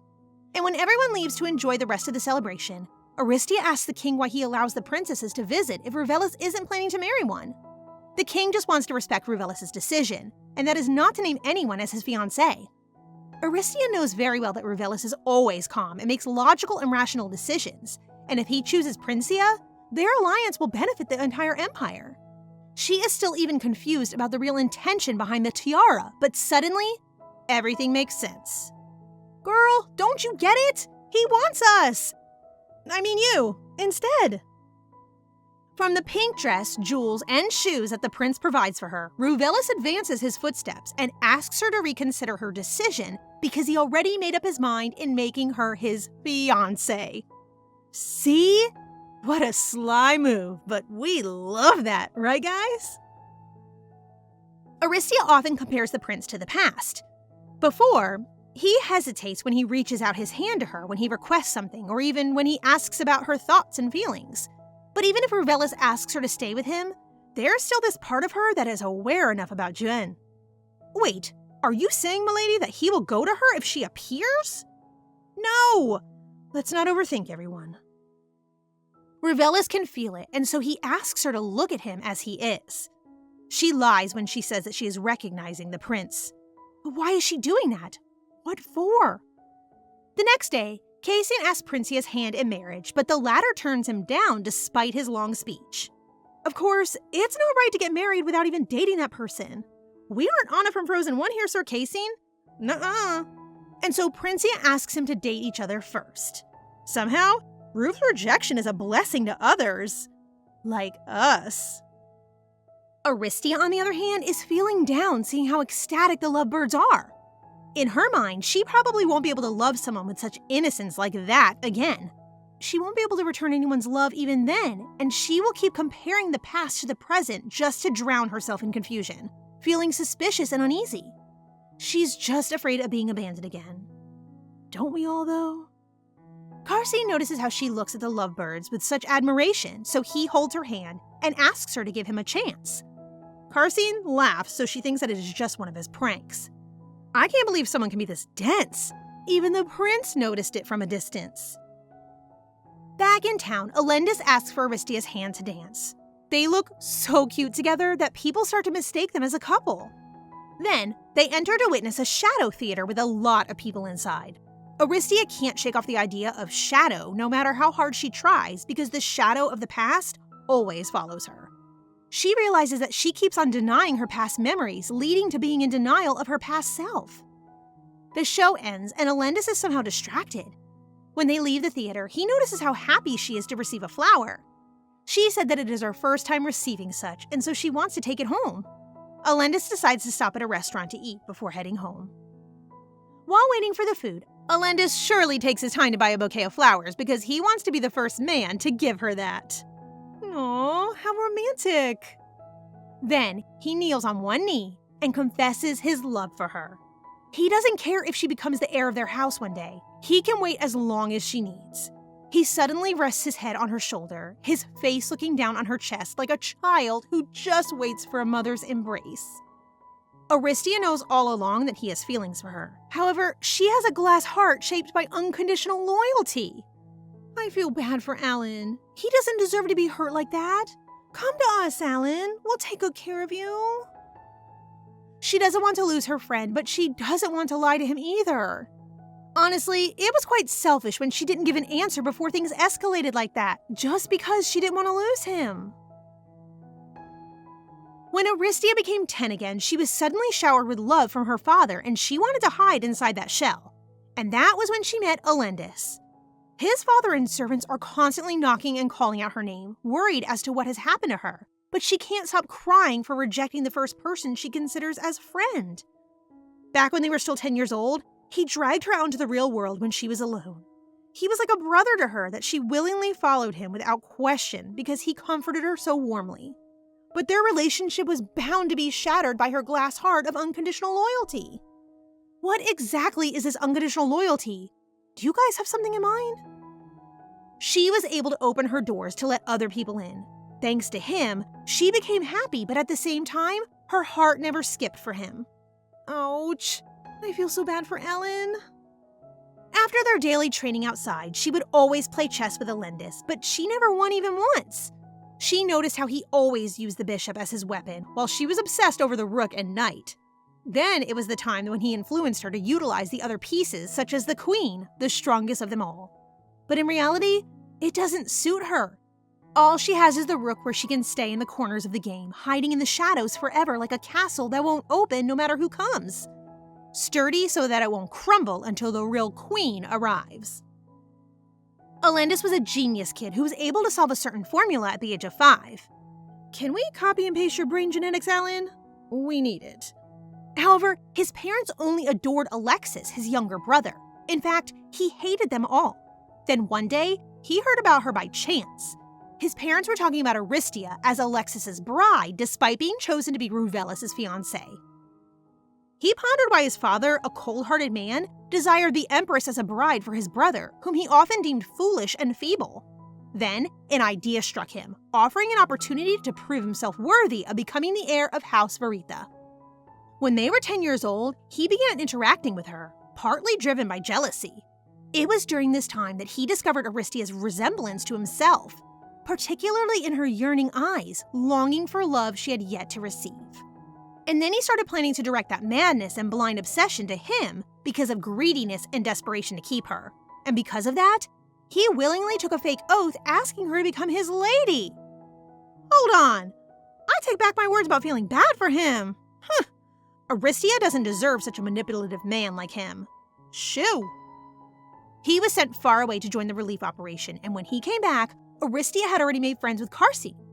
With an uncontrollable jealousy, he realized that he didn't capture the girl in his cage. In fact, he was the one who was captured by her. Now, I'm confused if he is truly in love with her, or is it just pure obsession? Make up your mind, man. The aristocrats propose that Alendis joins their rank as a duke, offering a promising title. While displeased by the idea of aiding the foolish and weak aristocrats, Alendis sees it as the most effective means to eliminate Marquess Monique and claim Aristia unhindered. However, unlike him, Aristia begins to stand by herself without him. He knows that her obsession is no longer directed at him, and he swallowed the despair disguised as hope. He is going crazy because he can't let go of her. He can't live without her. Isn't it ironic how he used to direct her obsession to him, but ends up being obsessed with her instead? That's karma right there. Take that. Then, the eventful Foundation Day celebrations come to an end, which means that summer begins. The knights prepare a mock battle to strengthen their unity and reorganize their strategy. Given Aristia's strategies, Karsin and 9 others from Squadron 14 of the 1st Knight Squad were all awarded with sword and badge for their excellent display of bravery and strategy. So, it's like Our Lady here is a strategist while Karsin is skilled in combat. They're kind of a good match, do we agree? However, Ruvelis is feeling a little conflicted. He is happy that she is accomplishing so much, but it leads to a path that moves further away from him. After the event, her father invited her to town as a reward for her accomplishment and to cheer her up a little bit. Aw, her father is cute. And well, he is quite a handsome fella too. Marquis is quite confused as to why his daughter orders a few formal suits and some comfortable casual ones. Clearly, it isn't for the lady, but for the father instead. Aristia notices that her father always wears a uniform, so she wants to see him wearing something more handsome. Her father is still young and handsome, but he's alone. She wonders if he still wants to get married again. That time will come when we get to see your father, Aristia. Don't you worry, dear. Then, Marquis orders a formal outfit for his daughter and to embroider the emblem of the house on the collar. That would symbolize one is the head of the household and their official heir. Aristia looks so happy that she still can't believe her father acknowledged her that much. Well, it is well deserved. Back at the palace, the aristocrats ask Revellis regarding the king's health, but he reassured them that his father just collapsed due to the sudden hot weather. But when he dismisses everyone except the chancellor, Elendis' father, he asks him to locate the high priest Tertius. Wait, is the king dead? Oh no! In town, Aristia watches her father enter a desolate alley, his gaze fixed straight ahead, seemingly detached from her presence. That alley, with its walls adorned with writings, holds the memory of where he first encountered her mother, surrounded by menacing men. Her mother's plea for help marked their initial meeting, revealing her as the Jeremiah whom he had deeply cherished. There are 3 spells that have been passed down in the Empire since ancient times. One is the magic in the blood of House Monique, known as the Blood Oath, with the royal family. The vow that was cast on the heart was an oath to serve the royal family with unending loyalty. It is unknown whether the cost for violating the oath is death, or if it is a pain that's worse than death itself, but it meant the unconditional loyalty of the House Monique to the monarch. Swearing an oath that binds your own heart in turn for one wish is like a curse for that person. If a loyal subject is forced to obey, can that really be called loyalty?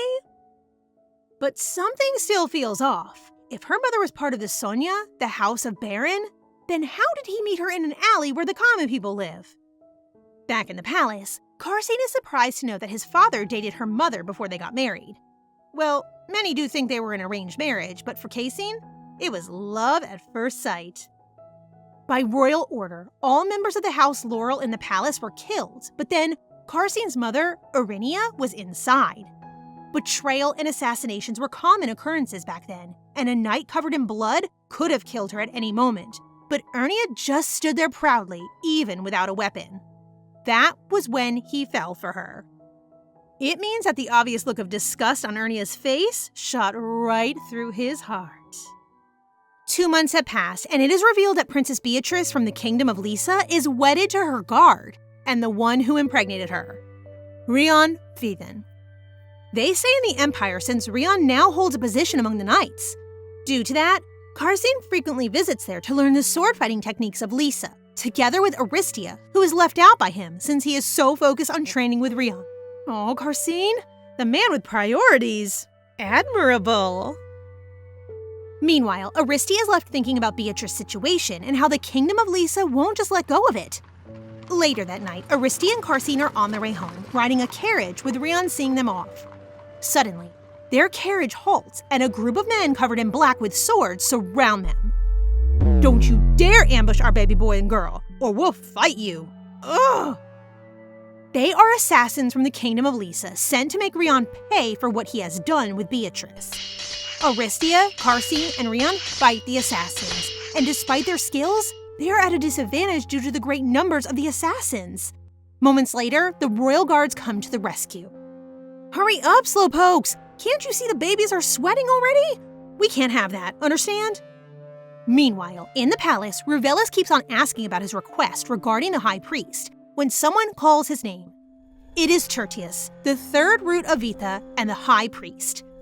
Back to the ambush, one of the assassins is on his way to attack Aristia when suddenly, Carsine blocks it and receives a number of slashes. Oh no! Our Carsine! The night is getting late, but the estate of Ross is wide awake, dealing with Carsine's injury. When the dust has settled, the doctor then informs them of the probability of Carsine losing his sight, much to everyone's despair. This is unacceptable. We must make the people who caused this pay. Our poor Carsine! Aristia goes to check on Castina in his chamber, and there he is, badly wounded with bandages all over his body.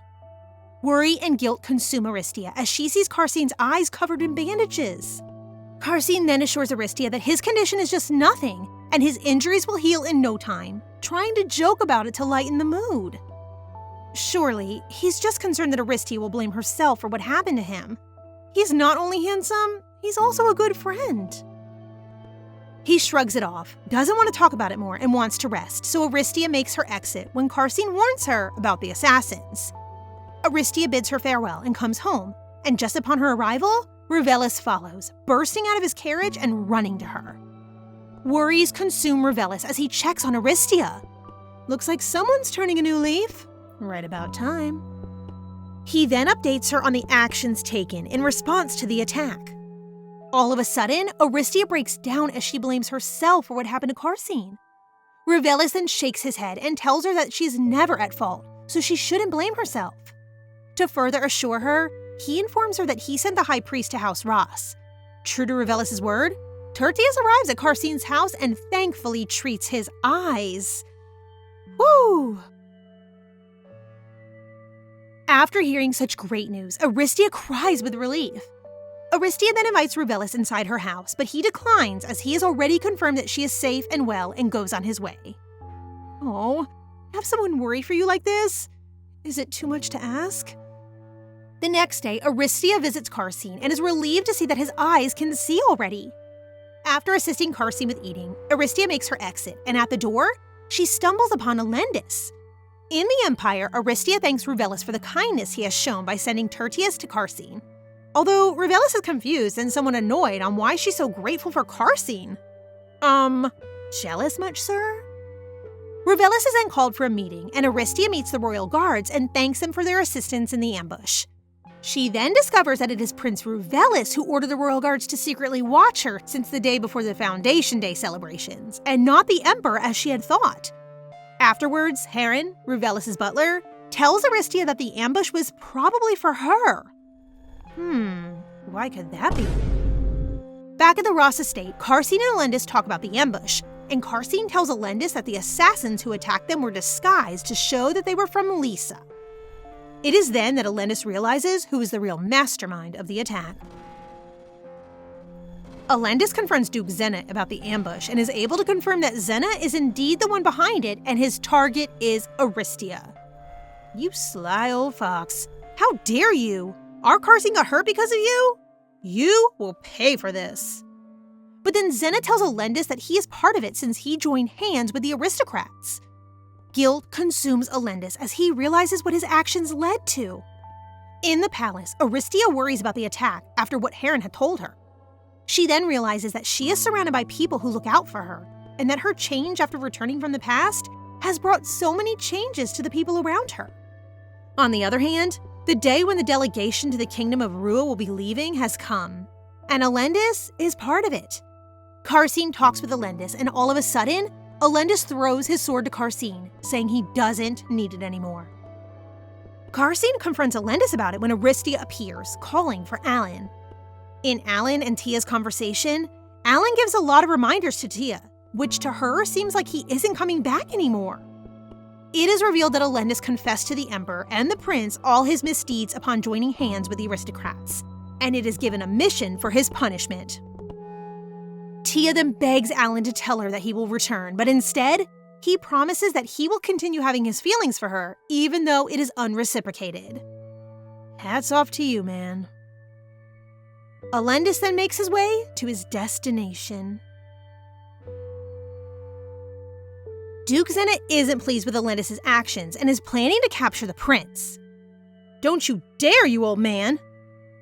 In the palace, Aristia, together with the other knights, is searching for her kitten that she received from Alendis.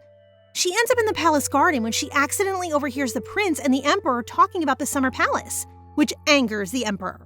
She hides to avoid getting caught listening. As soon as she hears that they are done talking, she stands up and Revelis sees her. Revelis then asks Aristia why she's in the garden, to which she answers that she's looking for something. Aristia then asks Revelis if the summer palace she heard earlier is one with the cooling magic cast upon it. He confirms it and explains that it used to be a vacation place where royals escaped the summer heat in the past, but his father has never stayed there. Revelis wants the emperor to stay in the summer palace, but the emperor doesn't want to. He then suggests to Aristia if she can go there with the emperor when Castina interrupts him and talks about the search for the kitten. Bad timing, Castina. Upon hearing that they are looking for a cat, Revelis tells him that there's one in his office.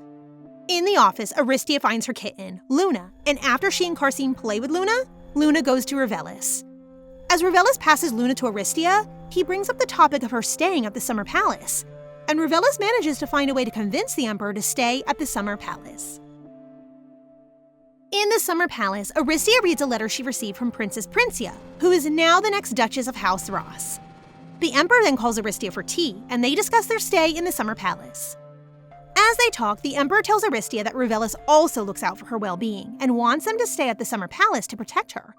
Aristia is deeply touched upon realizing that Revelis truly cares for her, recalling their conversation about how refreshing it would be for her to stay at the summer palace.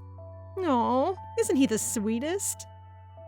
Speaking of his sweetness, Revelis sends a letter to Aristia checking on her. He is so adorable.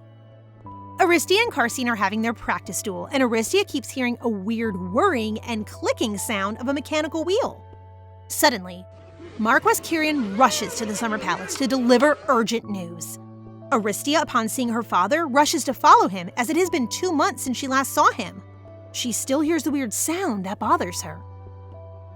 As Aristia arrives near her father, her face becomes pale as she hears the news Kyrian delivers to the emperor. It is news of a girl appearing on the main palace's lake. Uh-oh, the time has come. Aristia knows who her father is referring to. It's June, and it turns out that the sound she can only hear is the Wheel of Fortune returning to its original direction. In the palace, moments before June's appearance, the ministers and officers are in a heated debate regarding the drought that has been ongoing for days. Revelis suggests that they should take a breather and go to the lake behind the palace. As everyone returns to talk about the issue, Revelis steps in, but before he can continue, June appears in the middle of the lake and Revelis catches her. Everyone is in shock at June's appearance, as she seems to be from another world. Back at the summer palace, Aristia faints, and as she wakes up, her papa talks to her about June and how the event will cause big changes in the empire. Aristia is in shock, since June is supposed to appear a year later, just like in the past. Oh no! What could have caused this? The emperor and the others from the summer palace return to the main palace and Revelis welcomes them. Revelis then invites Aristia to the palace, and in his office, he thanks her for taking care of the emperor. Aristia is lost in her thoughts about June and wonders if Revelis feels the same thing for June as he did in the past. Doesn't look like it though. We hope so. As Revelis calls her name, bringing her mind back to the current moment, he asks her a question when he is abruptly interrupted by his assistant, who says there's an urgent matter about the Rose Palace, where June is currently housed, just like in the past. Seeing the urgency of the situation, Aristia insists on excusing herself. Wanting to understand how things are turning out, Aristia decides to visit the temple and requests to see the high priest, but her request is denied. So she decides to go to the prayer room. On her way there, she passes through an unfamiliar place and decides to explore it. As she hopes to hear God's voice once again, just like 5 years ago, a voice rings in her head. It is the voice of God, granting a name to June Graspe.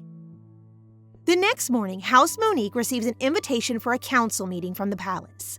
Papa Monique then questions Aristia about her decision, whether she will choose to be the heir of their house or the future empress. Aristia then answers her father, but her decision is not revealed just yet. The Moniques arrive at the meeting, and as soon as it begins, the debate over who is the true child of the prophecy between Aristia and June heats up. The emperor then reveals Aristia's oracle and her being named by God 5 years ago, stirring up even more commotion between the two factions. To silence everyone, Revelis calls for their attention and calls the high priest's presence. Tertius enters and confirms that both Aristia and June are indeed named by God.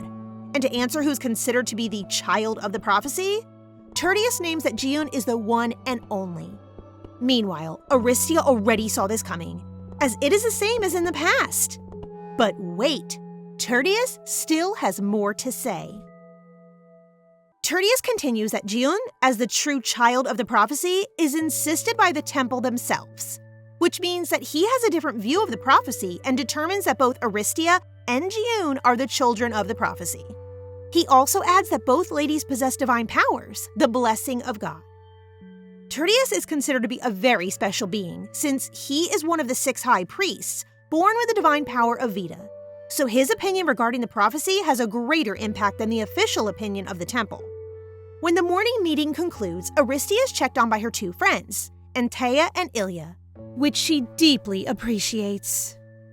On the other hand, the Emperor and Prince Ruvelis talk with Tertius, and at the end of their conversation, Tertius invites Ruvelis to visit the temple together with Aristia. Before Tertius leaves, he blesses both of them and also Aristia, who is not far from where they were talking, and makes his exit. As Aristia walks in the palace and thinks about what her next step should be, she encounters Jiun. Aristia wonders if the Jiun now is the same as the Jiun in the past, who was very kind and friendly. Jiun then greets Aristia and asks if Aristia is enjoying her time in this world without her.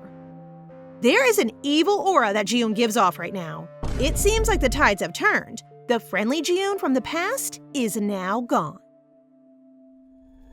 From what Aristia hears from Jiun, she is relieved that she isn't the only one who went back in time. Jiun then continues, saying that Aristia seems younger than when they first met in the past, and asks if she came a bit early. Jiun's words leave Aristia disturbed, but when her father checks on her, she shrugs it off and acts like nothing is bothering her. After that, Marquess Kyrian, together with the dukes from House Ross and Veritas, asks Aristia for her opinion regarding the next move of the aristocrats. She answers that someone might try to adopt Jiun. Duke Ross suggests bringing Jiun to their side, the Imperialists, and will support Jiun to be the future empress. Kyrian agrees, thinking about Aristia's decision. It is revealed that Aristia has chosen to succeed the House of Monique rather than becoming an empress when asked by her father in the morning. Quite a good decision there, Aristia. You go, girl. As the afternoon meeting begins, Duke Zena from the Aristocrats and Duke Ross from the Imperialists fight over Jiun for adoption. Duke Zena provokes the other party by saying that Aristia is mixed with the blood of a peasant and reveals something that shocks everyone, especially Aristia. He reveals that Aristia's mother is the child born between his sister and a low peasant. Revelation alert! Arguments fill the room after Zena's revelation. Meanwhile, Aristia is dumbfounded but is also confused since she saw in the royal directory book that her mother is the daughter of House Sonia. The Emperor silences everyone and calls on Zena to refrain from stirring baseless rumors. The room is now filled with doubts and anger. Amidst the awkward silence and tense atmosphere, Jiun speaks. Jiun states that she wishes to choose for herself where she will go and decides to go with Duke Zena. No! Wrong decision! Since Jiun's residence has been decided, the Emperor declares that what's left is to choose the prince's fiancé and that they will discuss the rest tomorrow, dismissing the meeting. In Ruvelis' office, while Ruvelis is resting, Heron reads the book and the royal directory and realizes that something is odd about House Sonia in connection to Aristia's mother, Jeremiah Lo Sonia. The years in the directory don't seem to match. He asks Ruvelis about it, and the latter replies that it's just some details that weren't noticed in the past. That seems so suspicious. Heron then suggests to Ruvelis that he should go to the Flower Lantern Festival to get some fresh air. As evening comes, Aristia, together with Antea and Ilya, go to the Lantern Festival. They go to the riverside with their flowers and drift each of their flowers down the river. Aristia is so occupied that when she asked what she wished, she answers that she forgot to wish.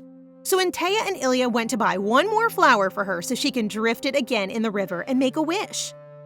As Aristia is left alone, she wanders by the side of the river while thinking about the meeting and blaming herself for being unprepared for Jiun's arrival. She remembers what Zena revealed about her mother, and it frustrates her. On the other side of the river, Ruvelis sees her and calls her. Surprised by Ruvelis' presence, Aristia stumbles, but fortunately, Antea arrives and catches her. The next day, the final day of the meeting is held, and Prince Revelis decides that they should wait until next year, which is Aristia's coming of age, to determine who between Aristia and June will be the empress and the queen. Concerns are raised that Revelis must have someone to aid him in leading the state's affairs, but he assures everyone in the court that he is doing fine taking care of it all by himself. Aw, our Revelis is now a grown-up. Cute. He adds that it should give enough time to test and prove June's capabilities since she is still new to everyone. In the palace's garden, Revelis and Aristia are present. As Aristia sits on a bench with Revelis by her side, she is completely lost and consumed by her thoughts. Revelis calls her name and hugs her tightly, bringing her back to reality. As he hugs her, he keeps apologizing to her for delaying things. But on Aristia's end, she is grateful to him for giving her more time to finalize her decision. Revelis then promises her that he will follow whatever she wishes and will not pressure her into anything. Revelis has deeply fallen for her for sure. After that, they had a meal together, and it surprises Aristia as she observes that Revelis doesn't usually eat the kind of meal they are having. She wonders if he's being considerate of her. They then stand at the balcony of the palace, and Revelis shares that he was once scolded by Aristia's mother when he was young, which surprises Aristia. Memories of Revelis show when he was about 4 years old, visiting House Monique. As he wandered around the house, he came across a scepter and took it, and that's when Lady Jeremiah scolded him. This encounter made a positive impact on Revelis. Revelis continues his story, remembering the time when Jeremiah visited the palace carrying the newborn Aristia. He ran into her and cried heavily. She then comforted him while warmly smiling at him. Revelis then comments on Jeremiah's warm personality. After hearing Revelis' memory with Lady Jeremiah, Aristia becomes emotional. Revelis then tells Aristia that a person's heart is more important than their lineage. Indeed, it's the person's heart that matters the most. Night has fallen and Aristia returns home while Revelis is in his office. Heron delivers tea to Revelis, who breaks down while talking about his mother, the late empress, hating him because he wasn't her biological son. I'm sorry, what? Revelis continues to cry, expressing how he felt discriminated against due to his background. It is revealed that Revelis' biological mother was a peasant, and both he and Aristia are descendants of peasants. Xena's claim about Aristia's mother must be true. Heron then comforts Revelis and tells him that he has been doing great lately, mentioning how he thinks of Aristia's well-being. On a rainy morning the next day, Aristia, together with Antea and Princia, discuss June and plans for their next course of action against the aristocrats. Girl power. In the company of her trusted noble ladies, Lady Aristia ponders the growing complexity of June aligning with the aristocrats. Filled with concern, she resolves to resist their domination rather than succumbing to it. She is driven from her thoughts when Princess Princia arrives, and she brings with her the most exciting news. The boutique she is sponsoring is thriving, especially because of the crafter she discovered. Yes! We stan a business-minded queen. Sir Carsine swiftly arrives after dueling with Aristia's father. True to form, he brags about his invincibility, crediting House Monique's technique. Poor Aristia can only pout since she can't study her family's own techniques. Don't worry, girl. You'll get your turn. Aristia and June are summoned to address the flooding of the Lumo River and devise solutions. Their innovative efforts earn praise. June's determination becomes evident as she persistently follows the prince, urging him to discuss her proposal. However, rather than paying her any attention, he calls out to Aristia, much to the obvious annoyance of June. Take that! I'm sorry, she's getting on my nerves. Anyway, he wants to talk to her, but she tells him that she has duties. They are interrupted by the arrival of the holy priest. His Holiness arrives unexpectedly, explaining that people are hiding Aristia instead of bringing her to the temple. Determined to find her himself, he cheerfully takes on the task. The High Priest promptly escorts Aristia away for a private conversation. Initially hesitant due to the prince's demeanor, she remains cautious as His Holiness, while not aligning with the temple's opinions, is still associated with it. They talk in the garden, and the High Priest warns her that she would hear some shocking news soon and tells her to respond bravely. When she expressed her understanding, he praised her for being so bright. Yes, Our protagonist is insightful indeed. Aristia soon finds herself sparring with Sir Carsine. However, despite her improvements in sword fighting, she suddenly feels weak that day. Dear Tia, you need to take care of yourself. The adorable Carsine helps her steady herself. She decides to go deal with the paperwork assigned to her for the upcoming Foundation celebration budget proposal. As she leaves, Carsine calls after her and tells her not to faint. He even calls her Softy. Oh, Carsine, always trying to tease her. In the knight's office, she is surprised when Duchess Arinia Ras pays her a visit. What could she want? Duchess Arinia frankly tells her that even though she's not fond of her, she will still help her. She reminds Aristia not to disappoint her. Jeez, cold as ice, this woman. Duchess Arinia expresses her dislike for the new Lady of Zena and tells Aristia that she must be better than her in every way. She believes that June is arrogant and not qualified to be the empress. In fact, the prince even had to quell a conflict at the Rose Palace because of her behavior. June is certainly being audacious. When she notices that Aristia is not feeling well, Arinia takes her leave and reminds Tia to take care of herself.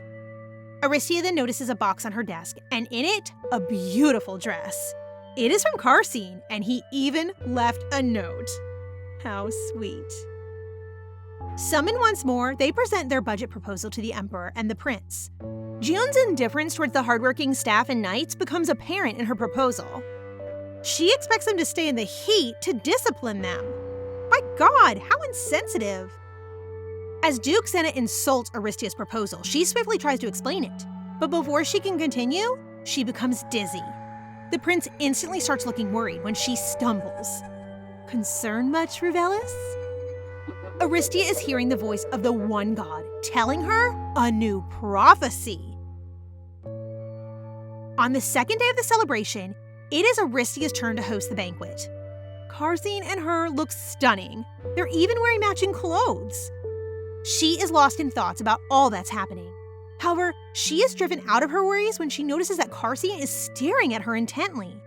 He tells her that he is trying to find something about her that is not impressive, but fails to do so. Oh, Carsine, you cutie. You do know how to make one's heart flutter. Hearing this makes Aristia smile genuinely. Insisting that she be the star of the next song, he dances with her. Carsine and Aristia enjoy themselves on the dance floor while someone watches them from the sidelines. That someone is Prince Revelis, who is not at all jealous. No, not at all. Unfortunately, the night did not go well for Aristia. Other ladies are trying to sabotage her by causing various ridiculous accidents. To make it worse, Duke Zena starts berating her for not being a good host, and June keeps gloating about how she will host tomorrow. Ugh, the nerves of these people, right? Aristia is only safe from June's pestering when Carsine asks June for a dance. However, June makes sure to step on poor Carsine's feet the whole time. Gosh, this woman is nasty. By the end of the event, Aristia is so flustered when Carsine kisses her forehead. OMG. Carsine, on the other hand, dismisses the act as perfectly normal. Uh-huh. Is that so, Carsine? He tells her to stop having funny ideas and that he will see her tomorrow. Aristia is left standing there thinking about how he treats her like a child. The next day, Prince Revelis and Aristia are partners, so they wear matching clothing of green and white. Oh, how they look good together! However, while Tia is desperately trying to complete the dance, she ends up fainting. Oh no! Good thing Revelis is able to catch her in time, but poor Tia. After briefly waking to converse with her father, she slips back into darkness, struggling to identify her midnight visitor. It is Prince Revelis, filled with anguish, regretful for not allowing her to leave. He blames himself for her poisoning. Holding her hand, he pleads for her endurance until the high priest is discovered. In his despair, he tenderly kisses her hand. The next time Aristia wakes up, it has been 3 months. The high priest informs her that she was affected by 2 poisons. Why would anyone do such a thing to sweet Tia? She finds out that her dizziness and weakness have been due to this. To make matters worse, her ability to bear children can be affected. Moments later, Castina arrives and hugs her as soon as he sees her. She is taken aback, especially since he tells her that he feared not seeing her again. He begs her not to get hurt again. Poor Casina's pain is really radiating from the pages. They share a heartfelt moment when Tia wraps her arms around Castina as well. Aristia visits the ailing His Majesty, burdened by guilt over causing him pain. He reassures her that she bears no blame and acknowledges his approaching end. Requesting a favor, he asks her to remain by his son's side, even as a friend, if she chooses to prioritize her family over becoming empress. She pledges to fulfill his request. Outside the chambers, she encounters the prince and resumes apologizing, but he absolves her of guilt. She seeks his permission to investigate Count Lanier and expose the true culprit. Prince Ruvelis grants her 3 months before officially punishing the Count for his crimes against her. The Duke of Zeta confronts the Moniques, since Aristia was given permission to have an audience with the Emperor, while June wasn't.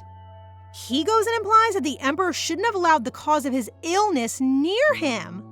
How can this vile man say such a thing? Kyrian promptly defends his daughter, ready to engage in a heated argument with the Duke.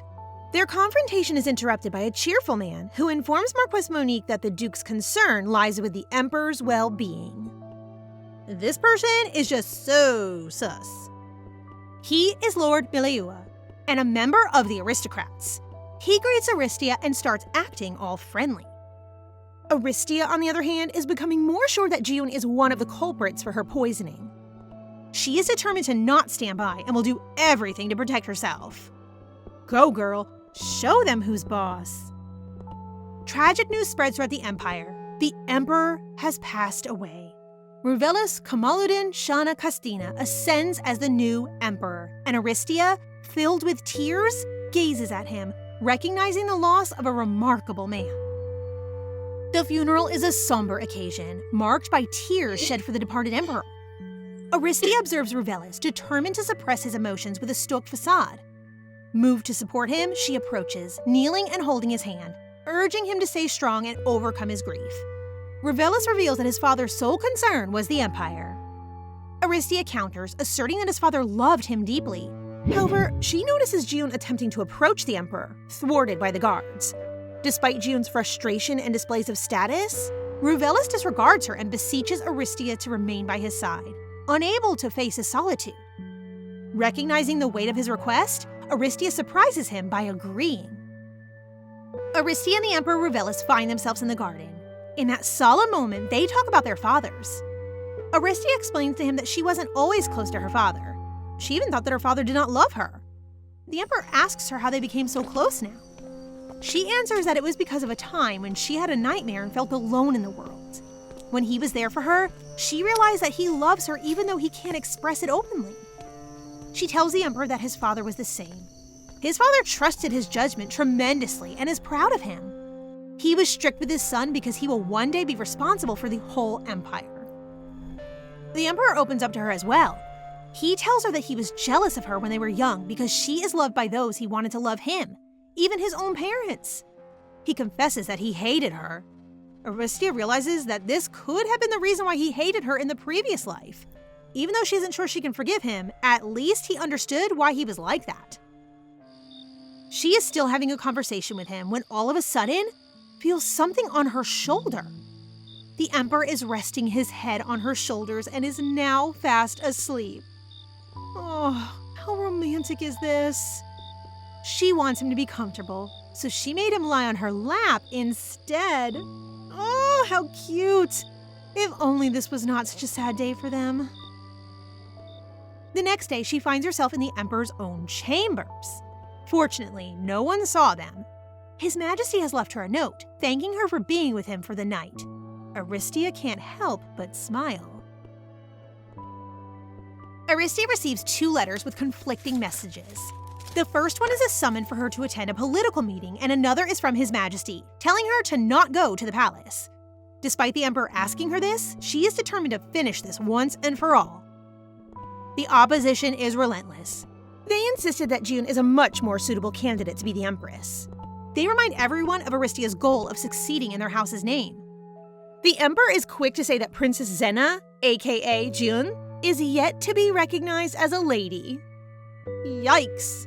They become too much when they mention that Aristia is basically infertile and cannot fulfill her duty to birth heirs. Oh, the audacity of these people.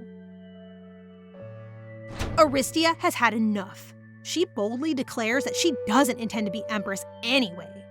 Gosh, this is intense. Is this the end for Aristia and the emperor? Revelis is devastated as well as her supporters. She continues to explain that she is not entitled to stand with the emperor and asks him to annul the marriage contract. Emperor Revelis confronts her about her decision. She explains that this is to be expected. She reminds him that he promised to respect her opinion. The poor emperor asks her if she really hates him that much. Oh, this is heartbreaking. Despite tears threatening to fall from her eyes, she tells His Majesty that even though she held love for him in the past, that is not the case now. The emperor is taken aback. He clenches his fist and tells her to do what she wants. He left her there standing, unaware of the tears that lands by her feet. Oh no, are they over now? No! After the whole meeting fiasco, Karzin visits her and offers to not follow his own political line now that his father has declared to no longer deal with the faction's affairs. Oh, Karzin, you do that for Aristia? He is so dreamy. He's just beyond words. Aristia, however, tells him she doesn't want to drag him with her. Later, her father arrives and asks about her decision. She expects him to be disappointed, but instead, he tells her she did a good job. He explains that he hates having to push her into a position she doesn't want. He tells her to do what she wants from now on and to save her life. Father of the Year, am I right, guys? She vows to him that she would be the successor of their family. She then asks her father if she can hold the coming-of-age celebration in their estate rather than in the capital. She wants to solidify her position as successor.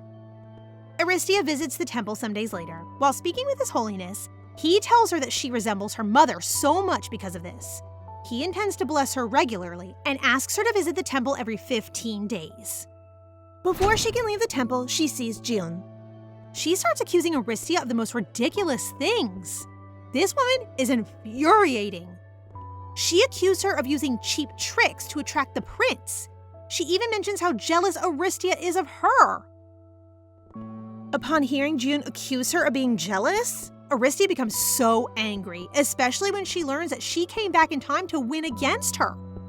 She angrily exclaims that she had already given up the empress position.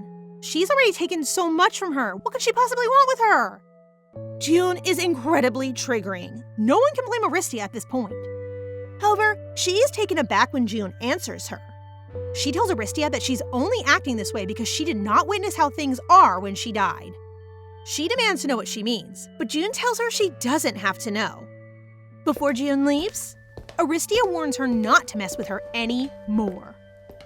Tell her, girl. That girl needs to learn some respect. Some days later, the emperor sent her a gift. To her surprise, it is an orgel with a turning figurine, and it looks like her. What confuses her even more is that the mini-her is wearing a tiara, one meant for the members of the imperial family alone. She forces herself not to think about it anymore. Otherwise, she would just get confused even more. When the time for her coming-of-age celebration arrives, the emperor suddenly changes the location from the Monique estate to the royal palace ground. To make matters worse, the overly friendly Lord Meleua starts talking to her.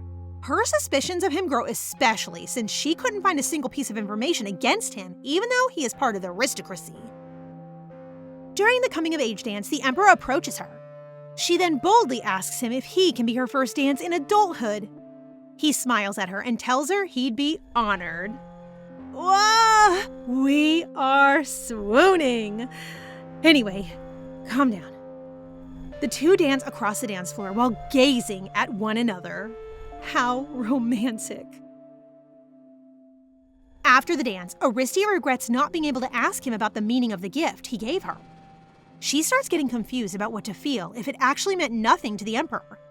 She begins berating herself for feeling like this. However, she is interrupted when she hears people talking about her in the garden.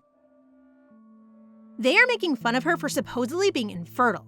She is infuriated by them and remarks about how rude those men are. To her surprise, a knife comes flying towards one of the men, which thankfully missed. It is Sir Castina coming to defend her honor. What a knight in shining armor. He threatens them if they make fun of Aristia again. When the men leave, Castina approaches her. He asks her why she is draining herself all the time. He reminds her that he is willing to not share a political line with his father. However, she again tells him that he shouldn't sacrifice for her, and that he doesn't even care for politics. Castina then assumes that she may think he's unworthy.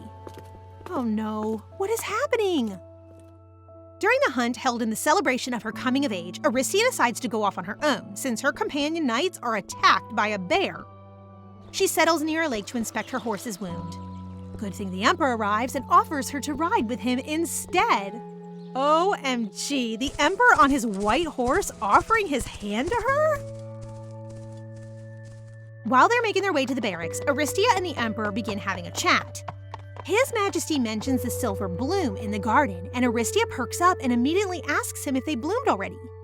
Moments later, she realizes how embarrassing she is acting while asking for information about a flower. The Emperor simply smiles at her fondly and remarks on how much she's interested in the flower. He promises to the blushing Aristia that he will inform her once they bloom. Sometime later, Aristia approaches Duke Verita with her concerns about Miliua. He tells her that he will look into it. They also discuss how they would handle Zena's business.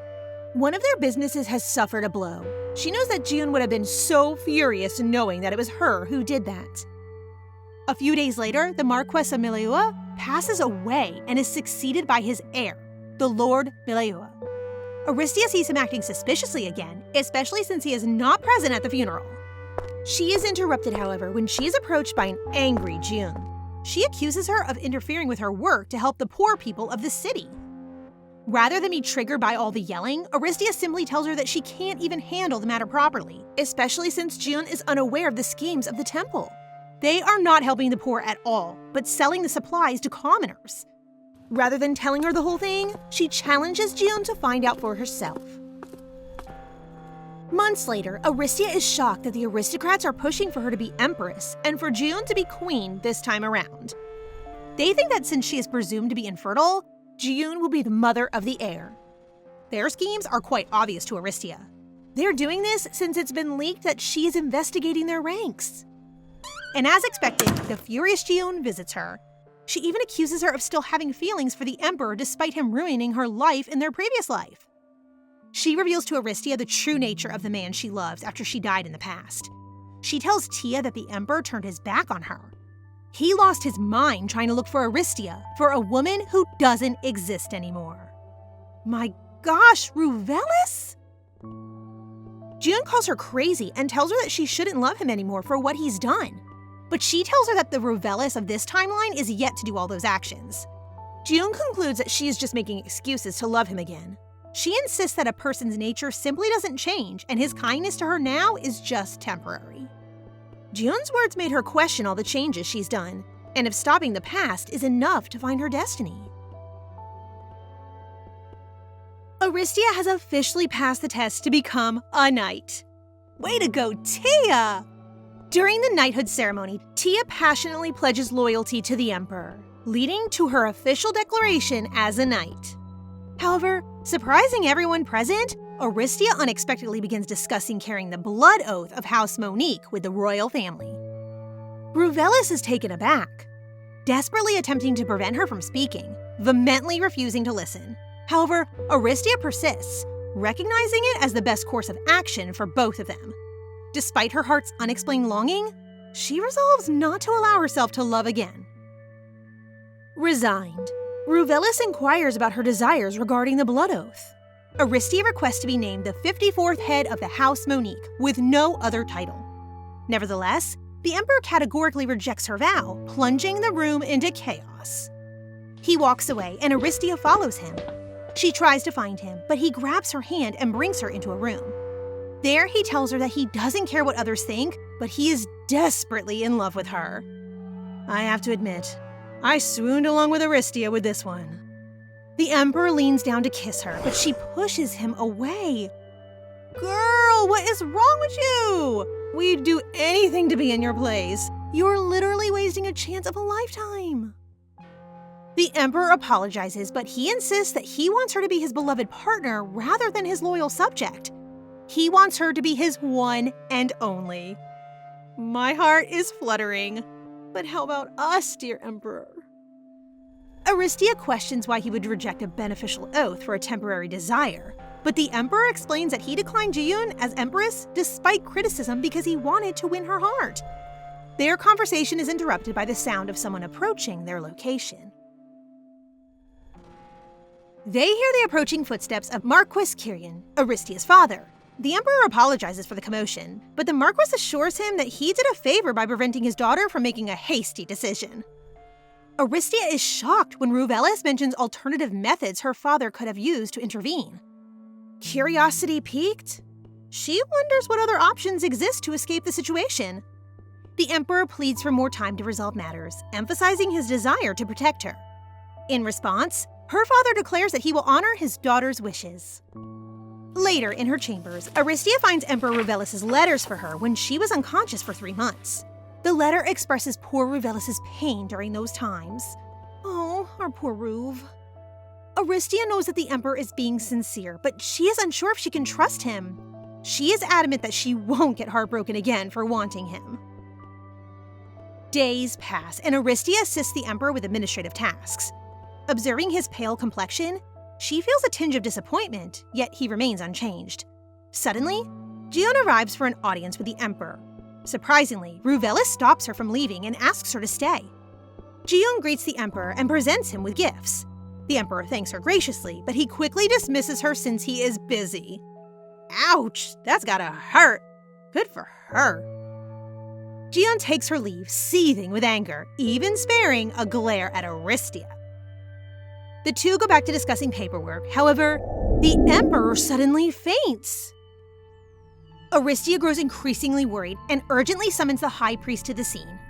Overwhelmed with concern, she wonders what could have caused the situation. The high priest promptly arrives and offers assistance to the emperor. He reveals that His Majesty's symptoms align with those caused by a specific poison, the same one previously used on Aristia. However, in a man, it triggers uncontrolled rage rather than being lethal. The emperor requests that everyone present keep this information confidential for the time being. Later, solemn news arrives about the passing of Alendis' older brother, Alexis Verita. The Verita household mourns deeply, with Ilya, the Lord's wife, fainting from devastation. Duke Verita expresses his gratitude to Aristia for being present. He then tells her that Alendis came a few days ago, which shocks her. Alendis, where have you been all this time? Duke Verita reassures Aristia that Alendis visited his brother one final time before departing to fulfill his role as the house's heir. He shares this information because he is aware of her search for Alendis, ensuring her that her friend is safe. This relieves Aristia, considering their less than amicable parting. She knows that she hurts him. She worries that it was her that has driven him away. She only wishes to see her friend again. Oh, Alendis, what are you doing? You promised to return, remember? Tia visits the temple, meeting with the second high priest responsible for caring for the sixth high priest, who is still an infant. She discovers that another high priest, the fourth one, is also going to visit the capital.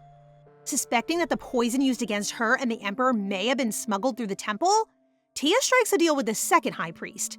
She offers to track down those involved in the temple in exchange for the use of the two priests' divine power and testimony, but only if the high priest finds the poison and antidote. Later, she receives a letter from Lord Zena detailing his demands in exchange for providing information against his father. Aware that she cannot agree to all of his terms, given that the emperor himself has been targeted, Tia faces a difficult decision. Aristia and the emperor discuss their investigation into the individuals involved in their poisoning. However, their conversation is interrupted when Princia de Ras, the wife of Castina de Ras, requests an audience. Aristia excuses herself to give them privacy, but realizes she left behind some confidential papers. Returning to retrieve them, she sees Princia showing the emperor her newborn baby. This sight unexpectedly affects Aristia, reminding her of the child she lost in her previous life. It deeply saddens her that she can never bear a child for the emperor. She questions if she might have been happy if she had been given a chance to hold her baby before. Oh, Tia, my heart goes out to you. The emperor notices her with tears flowing down her face. He instantly approaches her and embraces her. While she's in his arms, she thinks about how happy she could have been with him and the child she had lost. This is just so heartbreaking. However, the Emperor's next words shock her. He tells her that he doesn't care if she can't bear a child as long as he can be with her. Oh, you two, must you bring us to tears? Unable to accept his declaration, she pushes him away, her heart torn with conflicting emotions. Walking away, she questions whether she should surrender to delusions and disregard her past life. Unexpectedly, the Emperor drapes a coat over her shoulders and invites her to accompany him outside. He leads her to a picturesque view of a lake, explaining that he brought her here to show her a side of him unencumbered by the trappings of the palace. He longs for her to see him as his true self, free from constraints. He then kisses her. How about us? Don't forget us! They stand there under the magical moonlight, surrounded by the night breeze, and they, for once, let themselves feel. For once, she is honest with herself. When she is alone in her chambers, she recalls the Emperor's words. He assures her that he is willing to take a child that is not of his blood as his heir, all because he wants to be with her. However, she knows that this will only hurt them both. I feel so bad for these two. With tears flowing down her cheeks, she decides that she will tell him that she can't accept him. During another meeting in the palace, it is revealed that the engagement between the Emperor and her has yet to be cancelled. She is, in fact, still Ruvelis' fiancée. What? Wasn't the engagement cancelled long ago? Despite feeling betrayed that the Emperor did not respect her wishes, a part of her is happy even amid her anger and despair. She can't help but feel that he loves her enough to do such a thing. The Emperor comes to apologize to her after. He explains that no matter how many times he tries to give her up, he couldn't bring himself to do so. It is like breaking their ties altogether. Poor Ruvelis. He desperately wants to be with her, but what can he do? She insists that she doesn't have the right to stand with him, but he tells her that he stands there not as an emperor, but as a man. He tells her to forget about their status and all the complications. But she can't bring herself to do so. She explains that he is supposed to move forward into the future, and she is just a remnant of his past, so he should let her go. She tells him that all things fade with time. Ruvelis' heart literally breaks when he hears this from her. This is causing us so much pain right now. Who's with me? He finally tells her that he will do as she wishes.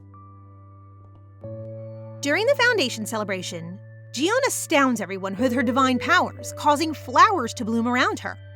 The people hail her as a saint, leaving Aristia pained and knowing that she has been defeated.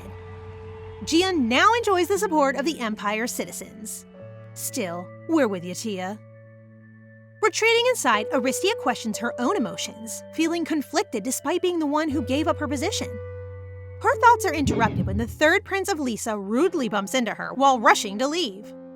At that moment, she discovers Baroness Beatrice lying on the floor, surrounded by blood. Desperate, Beatrice pleads for her baby to be saved. The Emperor arrives with Gion and asks her to employ her divine power to help Beatrice. However, Aristia notices that Gion is unable to do so. Why is that, Gion? You running out of powers or something? Fortunately, the royal physicians arrive in time, successfully saving both mother and child. Later, one of the physicians realizes that Aristia appears unwell and offers to examine her. After some time, the physician reveals that she still has a chance to bear a child since the poison has been eliminated from her body. Overjoyed by this news, she intends to share it with the Emperor. However, upon looking in his direction, she sees his back turned to her. Feeling foolish for her disappointment, she remembers that she was the one who rejected him.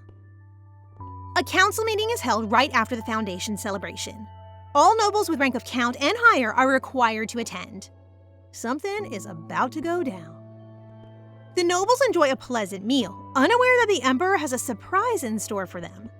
He announces the arrival of inspectors, determined to confirm his suspicions of being poisoned. The confirmation of the poison in his food sparks uproar among the attendees. Who dares poison our Emperor? Show yourselves! The following day, a trial takes place, revealing the culprits one by one, including servants, priests, and implicated nobles. Count Lanier, the first noble imprisoned, boldly accuses Marquess Milieu. as the mastermind and names other involved nobles. In response, the Emperor orders Duke Ross to summon Marquess Meliua and Count Holton, both named as conspirators. Later on, the Emperor finally gave the document for the engagement cancellation between them to the Chancellor, Duke Verita. Despite getting what she thought she wanted, it is obvious that Aristia is pained to witness this. Why can't they just be happy? A horrible tragedy is about to happen, so it's best we prepare ourselves. The knights, including Aristia, are tasked to locate Marquess Meliua, to arrest him. But it is a trap. They are cornered at a dead end and surrounded by assassins. Suddenly, Sir Karsine, along with June, arrives. It seems like June knew it was a trap and informed Karsine. However, the assassins turn towards June and Karsine. Turns out, they are after June. What is happening? One of them is about to strike June with a sword, but Karsine blocks it with his body. He gets attacked from behind, and Aristia immediately reacts, rushing to his aid. Unbeknownst to her, another assassin lurks behind, poised to strike. Sir Samor, displaying great bravery, shields her, taking the blow to his shoulder. As Aristia tries to assist Sir Samor, she becomes aware of a figure looming over them. It is Marquess Meliua, and she suspects him as the likely mastermind. Despite the odds, she refuses to surrender. Drawing her sword, she readies herself for a fight, determined to fight until the very end. Just surrender already. Marquess Meliua prepares to strike, but he is not aiming at them. He is fighting against the assassins. We did not see that coming. More revelations are definitely about to happen. Aristia stands there confused because, like us, she doesn't know what on earth is happening. Why is Marquess Meliua attacking his supposed allies? The Emperor and his guards swiftly arrive, commanding the capture of the assassins. Meanwhile, Karsine remains injured, and Aristia implores June for assistance. However, June tearfully reveals her inability to heal him, frustrating Aristia as Karsine has risked himself to protect June. Marquess Monique steps in, advising Aristia to calm down and assuring her that the physicians can save Karsine. Their relief is palpable upon receiving the news. Unexpectedly, another knight, Sir Sefer, approaches Aristia and expresses relief at her safety. However, to everyone's shock, Sir Sefer unexpectedly stabs Aristia. Traitor! The Emperor and Marquess Monique rush to their aid. Ruvelis desperately commands the physician to stop the bleeding and save her, but it's too late. Blood is already flowing everywhere. Jiyun watches in horror from the sidelines, stunned and unable to act. Emperor Ruvelis is overcome with grief, desperately trying to keep Aristia conscious. All Aristia can think about in her final moments is the Emperor's persistent efforts to earn her trust and affection, and how she rejected him out of fear. Ruvelis pleads for her to stay with him and promises to grant her every wish from then on. He is crying while he tells her that she is the air he breathes. How is he to live if he is to lose her? This is so hard to watch. Our girl Aristia dying while the Emperor begs her to stay is too much. Aristia awakens in a palace chamber, initially panicking as she wonders if her previous life was just a dream. However, her father's arrival reassures her that it wasn't a dream, evident in his warm embrace. Later, her father questions her determination to succeed in the family title. Despite not being particularly fond of the Emperor, he recognizes the way she looks at him, realizing that she is breaking her own heart in the process. He wants her to know that he will support her no matter what, but she ought to follow her heart. Papa Monique is Father of the Year indeed. Aristia rushes to the Emperor's side. As Ruvelis rambles about the recent events, avoiding eye contact, she swiftly moves towards him and embraces him warmly. She confesses that during the moments when she believed she was dying, she was grateful to be in his arms. She confesses that she regretted that she was not able to realize her true feelings for him until then. OMG, the long-awaited confession. She finally gave in to her feelings, as she should. Emperor Ruvelis is clearly elated by what he heard, that he wraps her in his arms once again, telling her that all he wants is to be under the same sky as her. The two finally allowed the love between them to prosper. No. During Aristia's unconsciousness, significant developments unfolded. The mastermind behind the ambush was revealed to be Duke Zena, while Marquess Milieu, his supposed ally, turned against him. It emerged that Marquess Milieu had been coerced by their faction into participating. In a shocking revelation, June admitted her awareness of the schemes and disclosed that she was the one who saved Aristia. June had utilized a wish from a god to rescue her, but the wish comes with a price. She will lose her divine power altogether. All this shocking revelation, my goodness. In their final meeting, Aristia questions June about whether a similar situation occurred in the past. Was the Emperor poisoned, leading to his transformation into a tyrant? June confirms that it did happen. They deliberately altered his personality to generate hatred towards him within the Empire.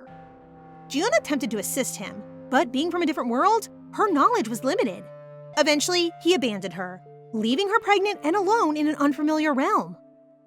Aristia understands that he likely did so to protect himself, as they would have killed him once his heir was born. June gave birth to a daughter and attempted to escape, but she was tracked down and killed. And the person who stabbed her with the sword was Duke Zena. What?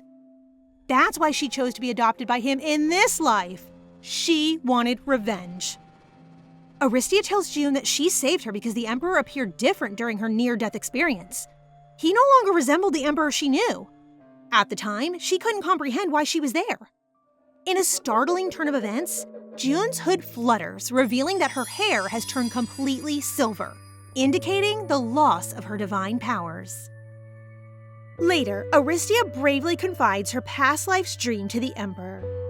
Much to her surprise, he confesses that he read Elendis's letters about the dream. He expresses relief that she has finally shared it with him directly. He promises her that he'll do what he can so that she will never have to live in that nightmare again. You better make sure that doesn't happen. Make her happy. Finally, he asks her to call him Ruve, and with a smile on her face, she did. Oh, this is so sweet. You can feel their happiness radiating. Karcine goes to her for what seems to be the last time. He tells her that he wants to be loved the way his parents loved one another, passionately like his father and calmly like his mother. Even though he doesn't say it out loud, it seems like he's intending to put some distance between them, as if he's saying goodbye for the last time. Is this Karcine moving on? We can only hope he finds the love that he deserves, and we know it's us. Aristia's fate takes a significant turn as she learns that despite becoming the Empress, she will still hold the position of head of House Monique after her father.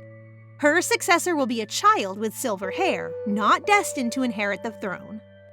Initially desiring to escape her predetermined path, Aristia now embraces the challenging journey ahead.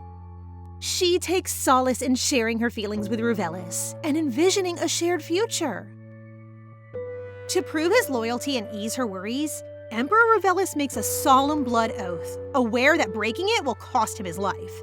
Yet, he declares his unwavering commitment to stand by her until the end, aspiring to a life where their focus remains solely on each other.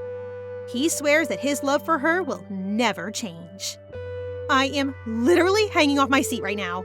Oh, the wonders of love.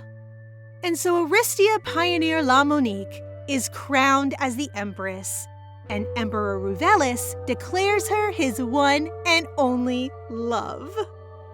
Such a great way to end this story.